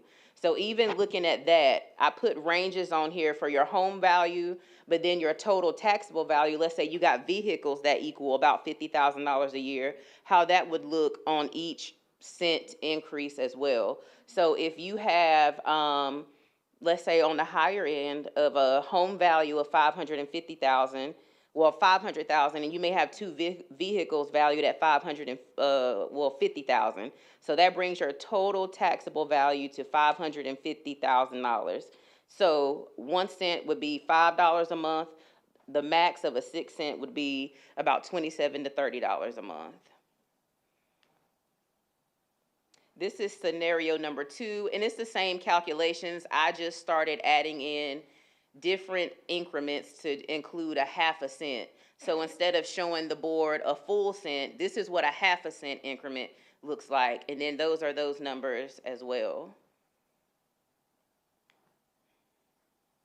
So this is the half cent increment of what a half cent looks like. And again, I'm just showing you the difference between going from the straight 1 cent to the 6 to going to a half a cent and then like to 5.5 cents. So what we do know is that the town of Hope Mills operational costs are continue to increase. We're reducing our need for one-time funding such as ARPA. The state auditor has recommended that we take certain corrective actions to focus on the sustainability and the fiscal stability of the town, and reminding the board that we've already cut almost $2 million from the budget that you received in your proposal on April 30th. So before you even got it, administration had already cut almost $2 million from it. So personnel, public safety, infrastructure, and our core essential services still represent the majority of the town's expenditures. So this is what a tax increase will support. We've heard all of this in here today. So this is what we're looking in the case that we do need to make the decision to raise taxes. Of course, this is what it's going to support. There are no additional projects. There's nothing outside of just the daily operations to provide the town with these functions. So key takeaways, I don't typically read from a slide, but I actually put these in there. So a proposed tax increase is intended to support reoccurring operational costs with reoccurring revenue. And just doing that alone eliminates at least 10 of the OSA recommendations that we've already worked on. Every decision, of course, that we have to make, that I had to make in trying to rebalance these numbers, it has a cost. So even if we do something modest today, that could turn into something very impactful within the next 2 to 3 years as the town of Hope Mills reaches its full growth. So I hear a lot of talk about, of course, the Target that's coming and other businesses that's coming. But in order to see that tax revenue actually build to its capacity, it'll take at least 5 or 6 years of full operation of that business going, because right now it's just gradually getting to the point. So it'll take a few years for the town to actually see the monetary impact that bringing in all of this growth will do. So this is the budget presentation. And in this, I tried my best to give you guys almost every scenario possible that you asked for. So we already know that we wanted to remove the Powell bill expenditures, salaries out of Powell bill and into the general fund. That impact is $243,000. There were also positions in stormwater that we needed to move out of stormwater and put back into the general fund. That impact is $175,000. If we were to unfreeze 5 of the police positions and give them whatever they needed to make it at least through one annual operate, and I'm talking about covering uniforms, if they needed vehicles, this is just an estimate outside of just their salary and fringes, because they're gonna need more than just salary and fringes when you unfreeze positions, and that's if we don't do this at the gradual state, like we said, because they are still there, thank God. So some of that purchasing a car and all that extra, we really wouldn't have to worry too much about that, but this is covering the difference of not lapsing their salaries, basically. If we were to unfreeze the one fire position and give that one firefighter what he needed to start out with, it's about $88,000. It was my understanding that we did want to know what it looked like to include the $30,000 consulting contract. So these are all the additional costs that have been proposed or discussed since we started working on this budget. The bottom is additional cuts outside of the 1.9 million that we went through to see if we could absolutely eliminate anything else from this budget. It didn't feel good because at this point I feel like it's forced, and we're going to keep toying around with some of these numbers until we get ourselves into something that we may have to explain. But between police and fire, between Parks and Recs. So Parks and Recs Director LaMarco Morrison found an additional $35,000 in his budget, and that was a combination of reducing his part-time employees. He eliminated the Juneteenth celebration. He also cut instructor agreements. So he was able to come up with an additional $40,000. The committee reductions, the initial proposal was to just give one budget of $10K and to let the committee submit proposal or projects that they wanted to work on, and they could draw down that funding. I feel like that still needs some type of formality, but if you wanted to reduce that budget by the $30,000, that's another cost savings. We went through and tried to reduce departmental supplies. So we're trying to reduce how much paper. Can we print front and back? Can we use scratch paper? So this is really taking it down to the nuts and bolts. We've eliminated employee merit, and the last proposal I got was to try out for a 2% COLA. A 2% COLA, I sat on my phone and calculated what that would look like. After taxes, you're looking at a good $20 to $50 per check if you get that. So a 2% COLA is better than nothing, but it's not really, we're not really seeing that much as employees. And so this gives you a net impact of almost $1 million, $980K. But these are the things that we've continued to try to scratch and scrub to eliminate from the budget as is proposed. So this is a summary of the proposed budget of what we just looked at. So the net impact is a negative $1 million with recommendations from the board. The town has already cut $1.9 million from the original budget and has recommended $165K more, bringing total cuts to over $2.1 million. The $1 million budget dollar shortfall falls between a 5 to 6% tax increase, which is an estimated $13 to $16 per month, or on annually, $160 to $200 per year. And that's to include everything that was in that first slide. So key budget highlights from what we just saw: we were able to reallocate almost $250,000 back to Powell Bill, and that's just from eliminating those personnel and fringe costs. So the general fund will cover those. This increased the availability of Powell Bill funding to use it more for direct street maintenance and infrastructure improvements. Allowed us the better way to restrict our transportation revenues for roadway preservation activities, and it aligned with better funding sources and service delivery priorities. The same thing with stormwater. There were 3 positions also added to stormwater. So removing those from stormwater and putting those back to the general fund also freed up money for more drainage infrastructure and system maintenance, thus being able to use the stormwater revenues for our direct program and capital needs. And it allows the staff to address any ongoing stormwater maintenance and keeping us on top as a town for those regulatory requirements. So here are, I think I did two scenarios. Scenario number one, public safety, just in case you guys are still trying to make up your mind on what it looks like. So we all know that the town of Hope Mills has definitely prioritized its entire budget to make sure public safety is the number one and top funded departments that we have here, which includes fire and police. So if we remove the recommendation to unfreeze the 5 police positions, allow fire to get the 1 position that's been frozen for a few years, this decreases the net impact to $375,000. That equates to a 2 to 2.5 cent tax increase, which is $5 to $7 per month and $60 to $80 per year. Anticipated revenue is between $418K and $522,000 for a 2 to 2.5 cent tax increase. But you would be able to utilize at least scenario number one. Scenario number two, again, prioritizing public safety, but let's say we keep the budget as is proposed and we remove the recommendation to unfreeze the 1 police position, remove the recommendation to unfreeze the 1 fire position, it drops your decreased net impact to $285,000, which equates to a 1.5 to a 2.5 cent tax increase, which is $4 to $7 per month, $30 to $80 per year. Anticipated revenue is $313K to $522K, and that's for that 2.5 cent.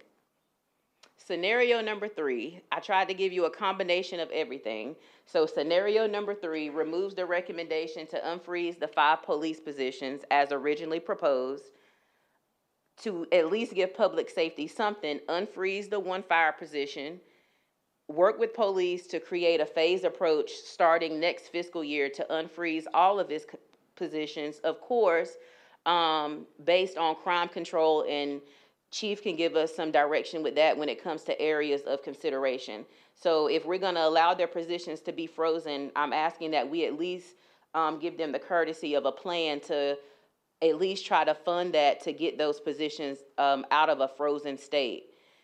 Our budget is presented right now as a 2% COLA and no merit. We have moved the Powell bill salaries to the general fund, and I wish I had a red circle, but if I had to circle this next little bullet, I'm proposing that we add a 1% contingency, which is 1% of our proposed budget, which is $225,000, and that's because from my financial perspective, if this is the option that we go, we have cut so much from this budget that we didn't give the department directors any ability to have any type of emergencies, anything that they haven't planned for. And creating that contingency to at least have some type of cushion that you can only touch it in the case that it is an emergency. So it will remain unspent unless something comes up where we just did not plan for it to happen, and then the budget wouldn't be able to sustain it. However, this would prevent us from going into the reserves again for an emergency because we cut the budget so short. Oh, I forgot I had this in there. So this is basically explaining the contingency appropriation. So we're already having over $2 million cut from the budget. We've already cut most of our discretionary spending. Of course, we've seen increased costs in fuels, utilities, materials, insurance, equipment. Our contractors are increasing their services. We need some type of cushion to make sure that our directors don't have to continuously come back and say, hey, I need more money. Hey, I need more money for things that they could not predict, such as emergencies, major equipment failures, or any operational need that may arise during the year that unfortunately we had to cut through this budget process. So a contingency will allow us to respond a little bit better to those unforeseen expenses. And hopefully if we don't have to use it, it does nothing but keep us at our reserve fund balance policy level, which is why I use that 1%. Scenario number 3. So the net impact is $600K. Well, this isn't really a scenario. I guess it's a mixture of everything. So if we get down to where our net impact is $600K, that's a 2 to 3 cent tax increase, which generates $418,000 to $627,000 worth of revenue. Annual cost of $64 to $97 a year, which breaks down to $5 to $8 a month.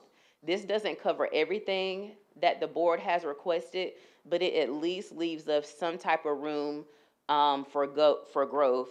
I feel like this may be the most balanced and responsible option to get the town at least to a current financial position, and then hopefully from there we'll see some of this growth that's been in the works when it comes to our penny value. But this is just a mixture of all the options to help us try to achieve a balanced budget.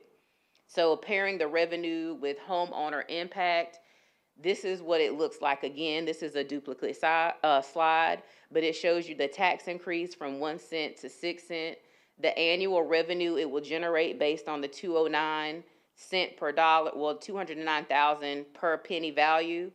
It shows you the average annual cost to the homeowner, and it also shows you the monthly cost. I'm just gonna sit that there for a second. Dramatic pause. So closing considerations.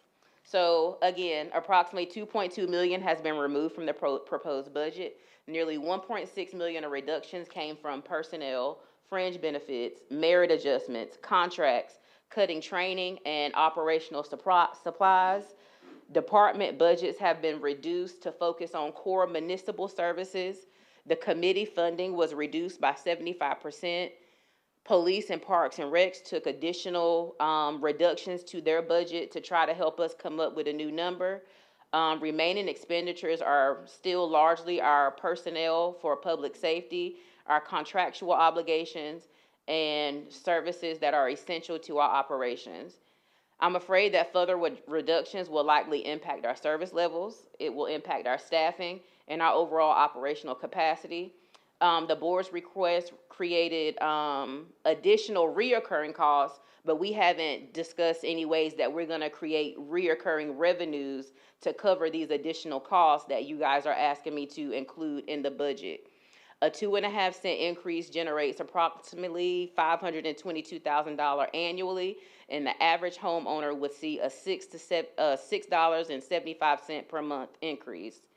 A 3 cent tax increase would generate $627,000 annually, and the average homeowner would see about $8 to $10 per month. So the proposed budget represents a balance between maintaining service levels, supporting public safety, and limiting the impact as much as possible on our taxpayers. And this is to create long-term financial stability for the town of Hope Mills and preserving our fund balance levels. So my final takeaways are the budget I feel like has been reduced as far as just possible. We've cut it as much as we could without, well, I don't know if you revisit some of the department heads, they probably did cut probably too much, but we need to be able to account for increased costs such as fuel, such as utilities, vehicle maintenance, equipment, insurance, and contracted services. So I leave with you today, the most important object is not simply balancing this 26-27 budget, but it's ensuring that the town remains financially strong enough to meet the town's future obligations and to be able to absorb any economic pressures or to be able to maintain the service levels that we know our citizens are paying taxes for us to provide. Thank you.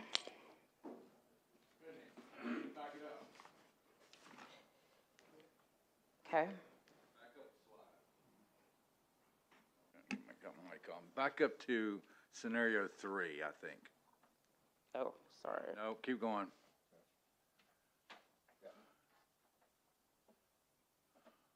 Back up one more. Let me make sure I got the right one. Again. There. That's the slide. This is the one that has a net impact about $600K.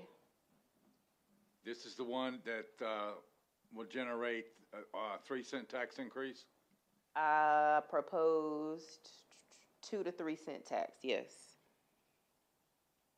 3 cent would give us a little bit over 600,000. It'll give us 627,000. Okay, back up again, right there. Because this is the slide that actually, and out of all your slides, this is the one slide that adds the 1% contingency. Yes, I didn't feel comfortable adding that to the prior scenarios because I was trying to avoid the 6% as much as possible, well, the 6 cent as much as possible. And you saw how high, especially the first budget was, the first scenario to include everything that was requested. So adding that contingency, was just, as I still kept trying to play with the numbers, is that I felt like I had to preserve some type of cushion with all of the cuts we've asked department directors to make. And Brittany, if I could add just a point of clarification, that 1% contingency is in addition to the money that we've identified that goes back into the actual reserves as OSA. So we have the money that goes back into the OSA recommendation. This is in addition to that. Yeah, we have a plan to repay the 1.2 general fund from the OSA report. Outside of all of this. Yes. We have a plan to do that. So none of these scenarios have anything to do with that. What the plan? The plan is that we're gonna use the savings from the county 911 cost to look at replenishing. How much is it, 200? It's 234,000. Okay. So we're looking at that coming back from the county to help start the refunding of the 1.2 million. So that has nothing to do with a tax increase at all. It's nothing to do with it a bit. It's, we're looking at either a year out, or we're looking at something that's gonna be this year, and that'll be the final decision of the Cumberland County Board of Commissioners. Well, it's been a little bit back and forth. It's still in a discussion phase. I think that might be That's correct. I also like to point out there was a question at one of the work sessions added in terms of us, how close are we to complying with our fund balance policy? I think this puts us in a position to start complying with that a little bit more. And again, this is in addition to the cuts that we made to the plan of action for OSA recommendation. Mayor Pro Tem. Thank you. So my first statement is I was a little disheartened to hear the opening comment of we're 33 days in and there's still no recognition of or understanding why we can't agree to a budget. So that was a little disheartening to hear that. But when you discuss a budget, what are you actually talking about? Because we talked about the notebook today and we were told that that's not what we should be looking at as far as numbers regarding the spreadsheets that were sent. So what are we looking at as a budget? Because if it's not the notebook, then what are we budgeting? What do you, So earlier today, when we referenced the questions that we had and how we were getting it off, what was given to us is what we were told is a balanced budget with no tax increase. We then received the spreadsheets with all the contracts. So then when we started asking questions about the contracts, it was said that some of them weren't in here and some of them were here and some of them were different. So then we received this. So my question is, what budget are we balancing? I still don't understand your question, but I'm gonna go back to your opening. I said I'm disappointed that we're almost 60 days in, and that with not being able, especially where the town is financially right now, with OSA just leaving us and leaving us the recommendations that they did, and with the citizens feeling a little bit uncomfortable with how we're managing the finances of the town, I do not foresee us going past the statutory deadline of June 30 to pass this budget. It's too many red flags. However, what I mean about the budget book is, so that book includes literally, with the exception of the black one, there's also a black one that you got with the white one, and it includes by department sheets that says budget request or things that they've asked for. Some of them did include some of their contracts, but unfortunately, Chancellor, you can correct me if I'm wrong, that stuff is included in that budget book, but that was before you guys made the $2 million worth of cuts, right? That's correct. So what is, okay. So in a, go ahead. if this is the book that we got, that before the $2 million cuts were done, then where's the actual thing that we should be looking at? Unless I'm. It's at the front of the book, and it says proposed manager's budget. So there are columns when you open up your book, and you're looking at, let me go directly there. So in that first section, you have flipped through a few pages until you actually get to the actual first page of it says general fund revenues and expenditures. We can start there. Then you have a 5-year historical proposed 2016-2017 budget, which is just a summary by department and function. So we can turn from there. Then it gives you the revenues that they support the general fund. And then it gives you expenditures by department, and it has the department's request and then the manager's recommended budget. And if you continue flipping through, it goes through all of that, and then each tab is each individual department's budget as is outlined in that initial summary. Some of them just have, if you notice, budget request, in which some of them we were able to fund and some of them we weren't. But just because it's included behind their section doesn't mean that it was actually included in the budget. I will say what you have on the screen in scenario 3 right there is a result of the additions and subtractions we've made since the budget was submitted. If you recall, it was submitted as a balanced budget with no tax increase. But that was when we had the positions in Power Bill and Stormwater. That was with nothing appropriated for the OSA recommendations. That was minus any changes to COLA, merit, and things of that nature. So as these conversations have progressed and as additional things have been added, additional things have been subtracted, this is what you have now after all of those questions have been asked. Well, it's not obsolete. It's just the proposed budget is what it was. The proposed budget, which I thought I've covered that, but this is a 1.5 COLA, 2%, 2.5 merit, and then everything else that's in here remains the same. These are the things that we've discussed about adding, subtracting, taking away from these base numbers. I won't be able to rerun this and give you guys fresh numbers until we can determine, based on all of this today, on how you want me to include any cut or any addition to this budget. If we decide to raise taxes, that means I have to go in here and increase the estimated tax revenue, go in and add those 5 positions from fire, the 1 position from police, add in $30,000 for the consultant, physically remove the Powell Bill positions, along with our HR director from Powell Bill to general fund, same thing from stormwater. But until I can get some type of concrete that this is what we're gonna do, I don't wanna rebuild this book. Brittany, will there be any additional cuts from the questions that were asked tonight about professional services and contracts? So I think we left that. I doubt it. Setting. We left that setting on the table. Yeah, that one. We left that setting on the table.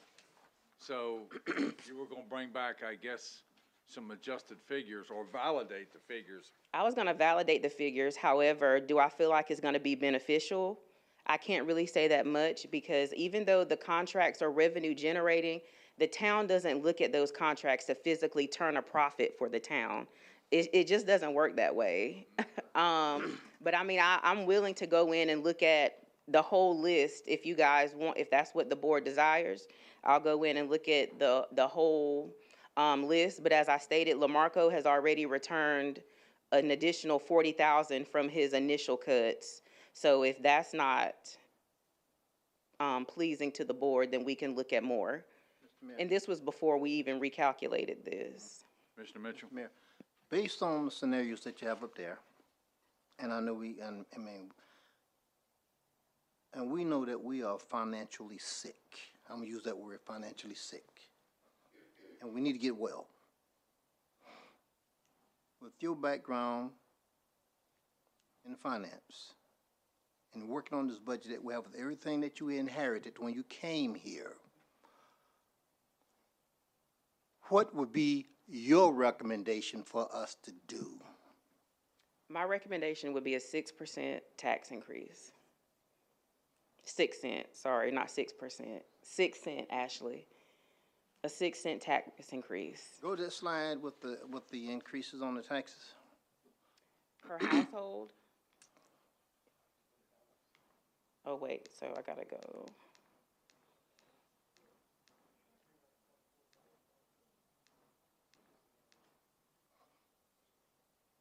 And that's 16, on a roughly about 1620.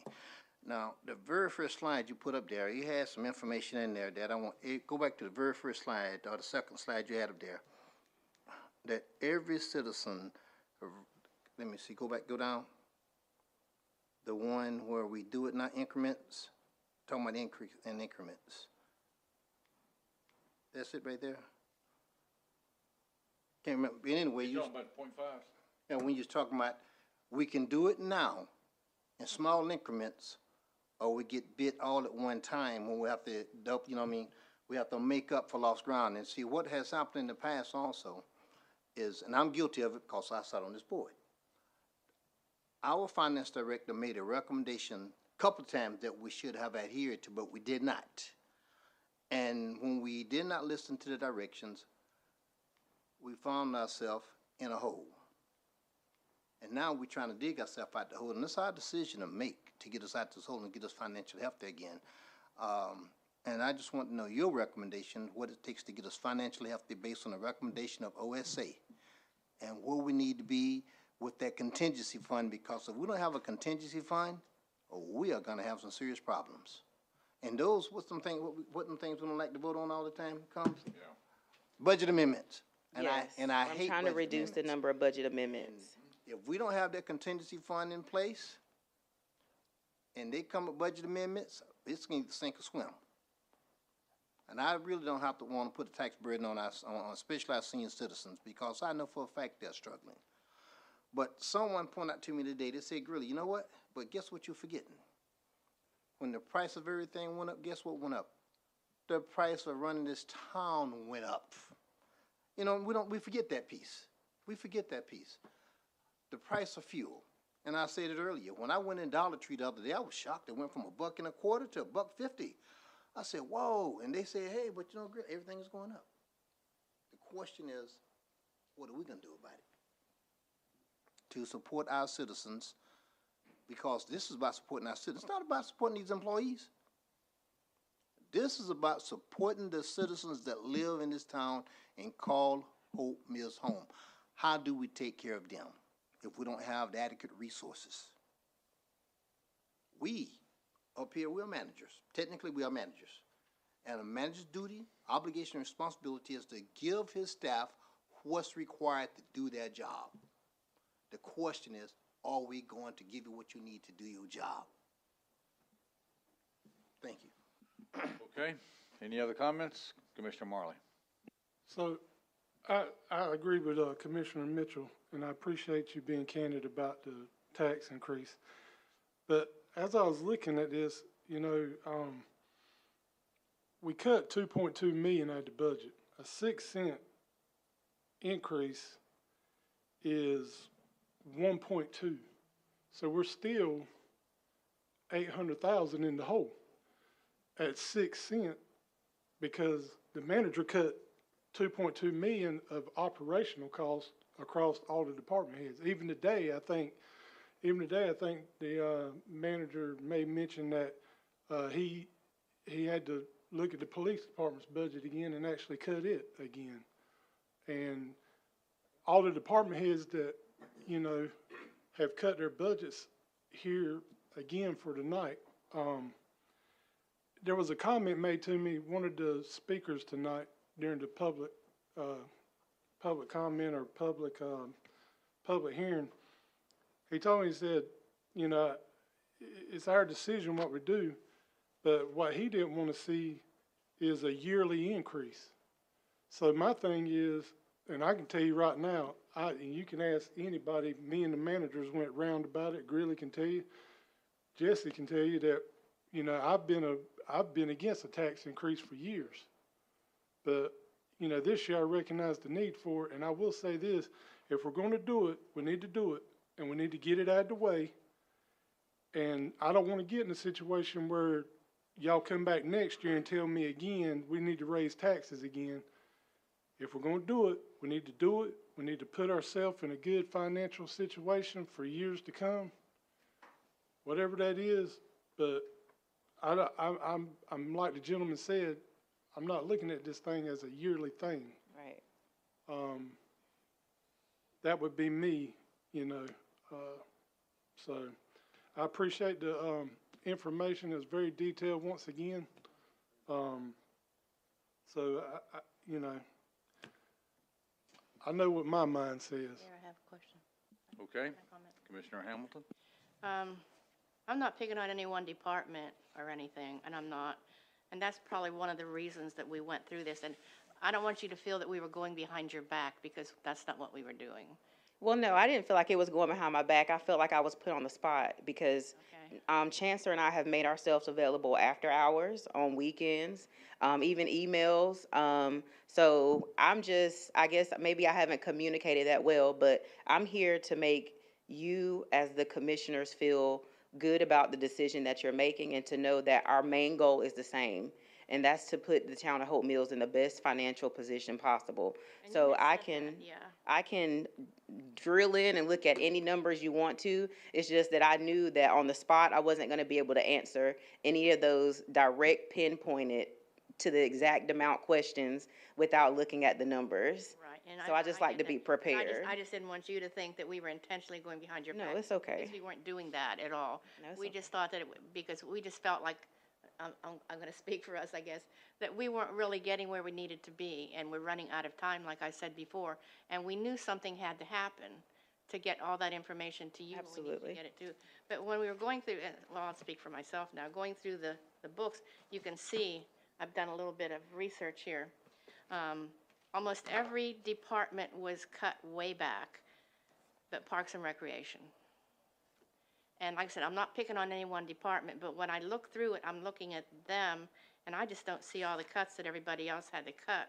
That's when I started looking at the contracts and seeing that we're actually losing money with these contracts.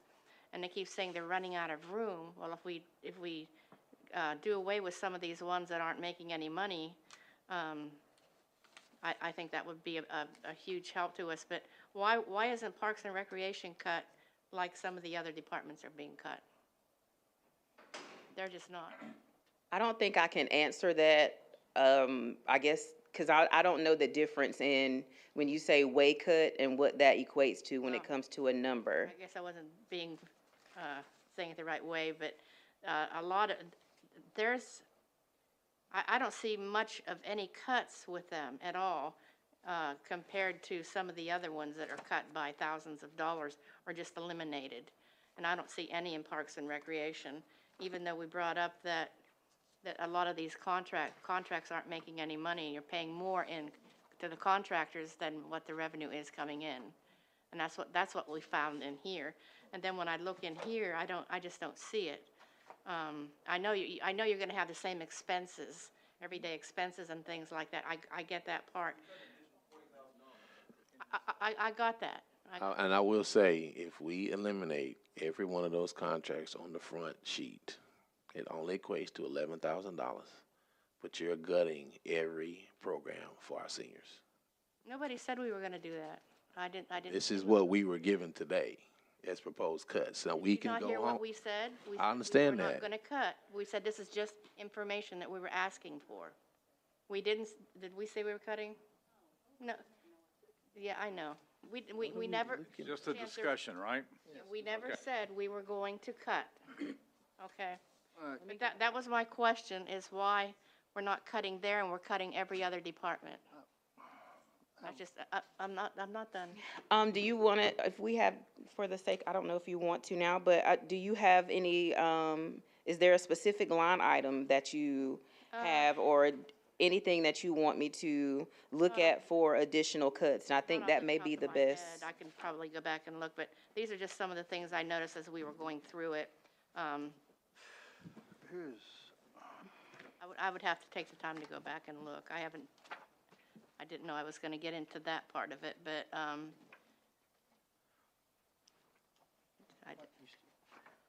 Can I ask a question while you looking, Cynthia? well, I don't wanna get off track here. I won't let you get off track. Be on the same thing. It's gonna be on the same thing. Well, just a minute. Give her that minute. Okay. Let her find what she's looking for. I can't find all of that, but when I go through and look, well, we can talk about the police department. I mean, there's a lot of cuts there, and a lot of their stuff is vital. And like I was thinking just a little bit ago, that if I had the choice of whether I play basketball or someone's gonna come to my house if I'm being robbed or I'm in a bad car accident, what would I want? I sure wouldn't want to be out there playing basketball.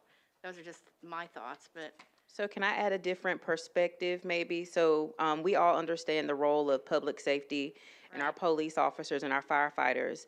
And some of that same responsibility when it comes to protecting our children lies with Parks and Recs. So if you look at LaMarco's budget, when it comes to the maintenance of his buildings and the parks and the playground equipment, that's to make sure that the children that we see running around in all these parks, that they're safe. Or any of the additional, even the items for our seniors, the equipment in the gym, it has a cost, it has labor, it has things. So I think, I wouldn't say that cutting or not just basketball or any other sport as it relates to something to give our children, and we have at least a recreational tax for that, would, I guess, benefit the town in that way. But whatever you have that you would like for me to take an additional look for in the parks budget, I will. public buildings and grounds, they got cut pretty good. ADA transition program, they recommended 75, but they requested 75, but the manager recommended 25. Capital outlay improvements, they requested 35,375, but they were only recommended 15. Here's more retirement. Well, that's I don't want to go into that, but that's just one example of a lot of them that are cut. And when it comes to Parks and Recreation, the public safety, that has nothing to do with our contracts, though, or does it? I don't want to argue the public safety point. I'm just saying that it seems like almost every department was cut except for Parks and Recreation. I have to disagree with that, knowing the cuts that we made, but like as I stated, if you would like for us to take another look at the Parks and Recreation's budget, and if you have anything specific for us to narrow it down to, I guess to get us closer to our goal, we'll be more than willing to look at it. I'll look through it again. But it was mostly the contracts is what we were looking at the other day. The instructor agreements? Yes, and the raises that they're getting, those are the things that were concerning to me anyway. So this that you gave us, this spreadsheet here, this replaces the one that you sent us in an email? It's the same one in the email. I just put it on a piece of paper and printed it. All right. So this one is So you could have a tangible one to actually look at. And I summed up the departments just to add a total. Okay. All right, that's all I got. Thank you. Commissioner Mitchell? I was going to ask a question. I was looking at the Parks and Recs. I'm looking at the estimated year-end balance of 2026, and I'm looking at the manager's recommendation. There's only a $10,000 difference, if I'm looking at it correct. Am I right? Are we, which one, because you know, Parks and Recs, on the Parks and Recs. If you look down, go down to the very bottom, the Parks and Recs total, 806,000. Yes, but, you know, Parks and Recs has 3 different budget proposals. I see this one right here. So are we looking at the Parks and Recreation general, or programs and events, or athletics and field maintenance? Because you would have to add all those Right, together. So I add them all up, yeah, and I've seen 129,000 difference from last year versus this year. And I'm just going down, because that's one of the areas I looked at too, especially the Juneteenth and I see y'all talking, you cut that already? Yes. And of course, the parish house. I looked at that. And I looked at the parish house. The only other one I looked at was, and I think we looked at the fact that we talked about the money that we donate to the teams and stuff like that. So that right there, but I'm good with the cuts they're making already, though. They're making some deep cuts.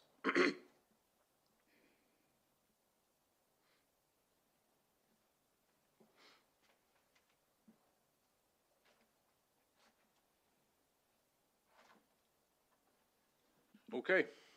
Anything else? All right, let's move on to item C. Mayor Pro Tem.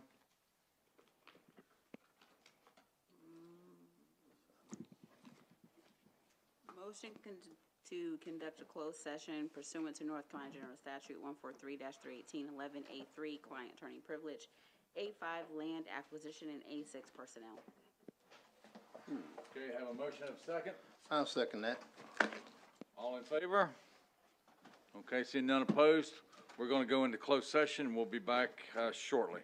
I didn't even look at the agenda. We had a closed session. Notice Dan's not here tonight. He will be, we will phone him in once we're in closed session.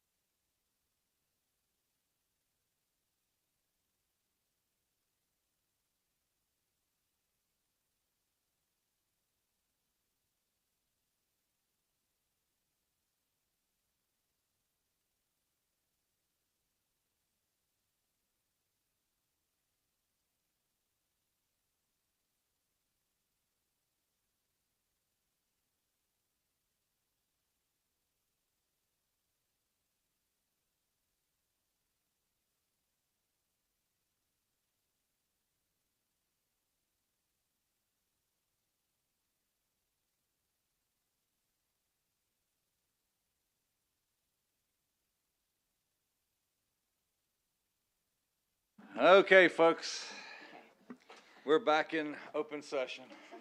For those of you that are still with us, and those of you that are still up tonight online at 11:18. Mayor Pro Tem? Yes, thank you.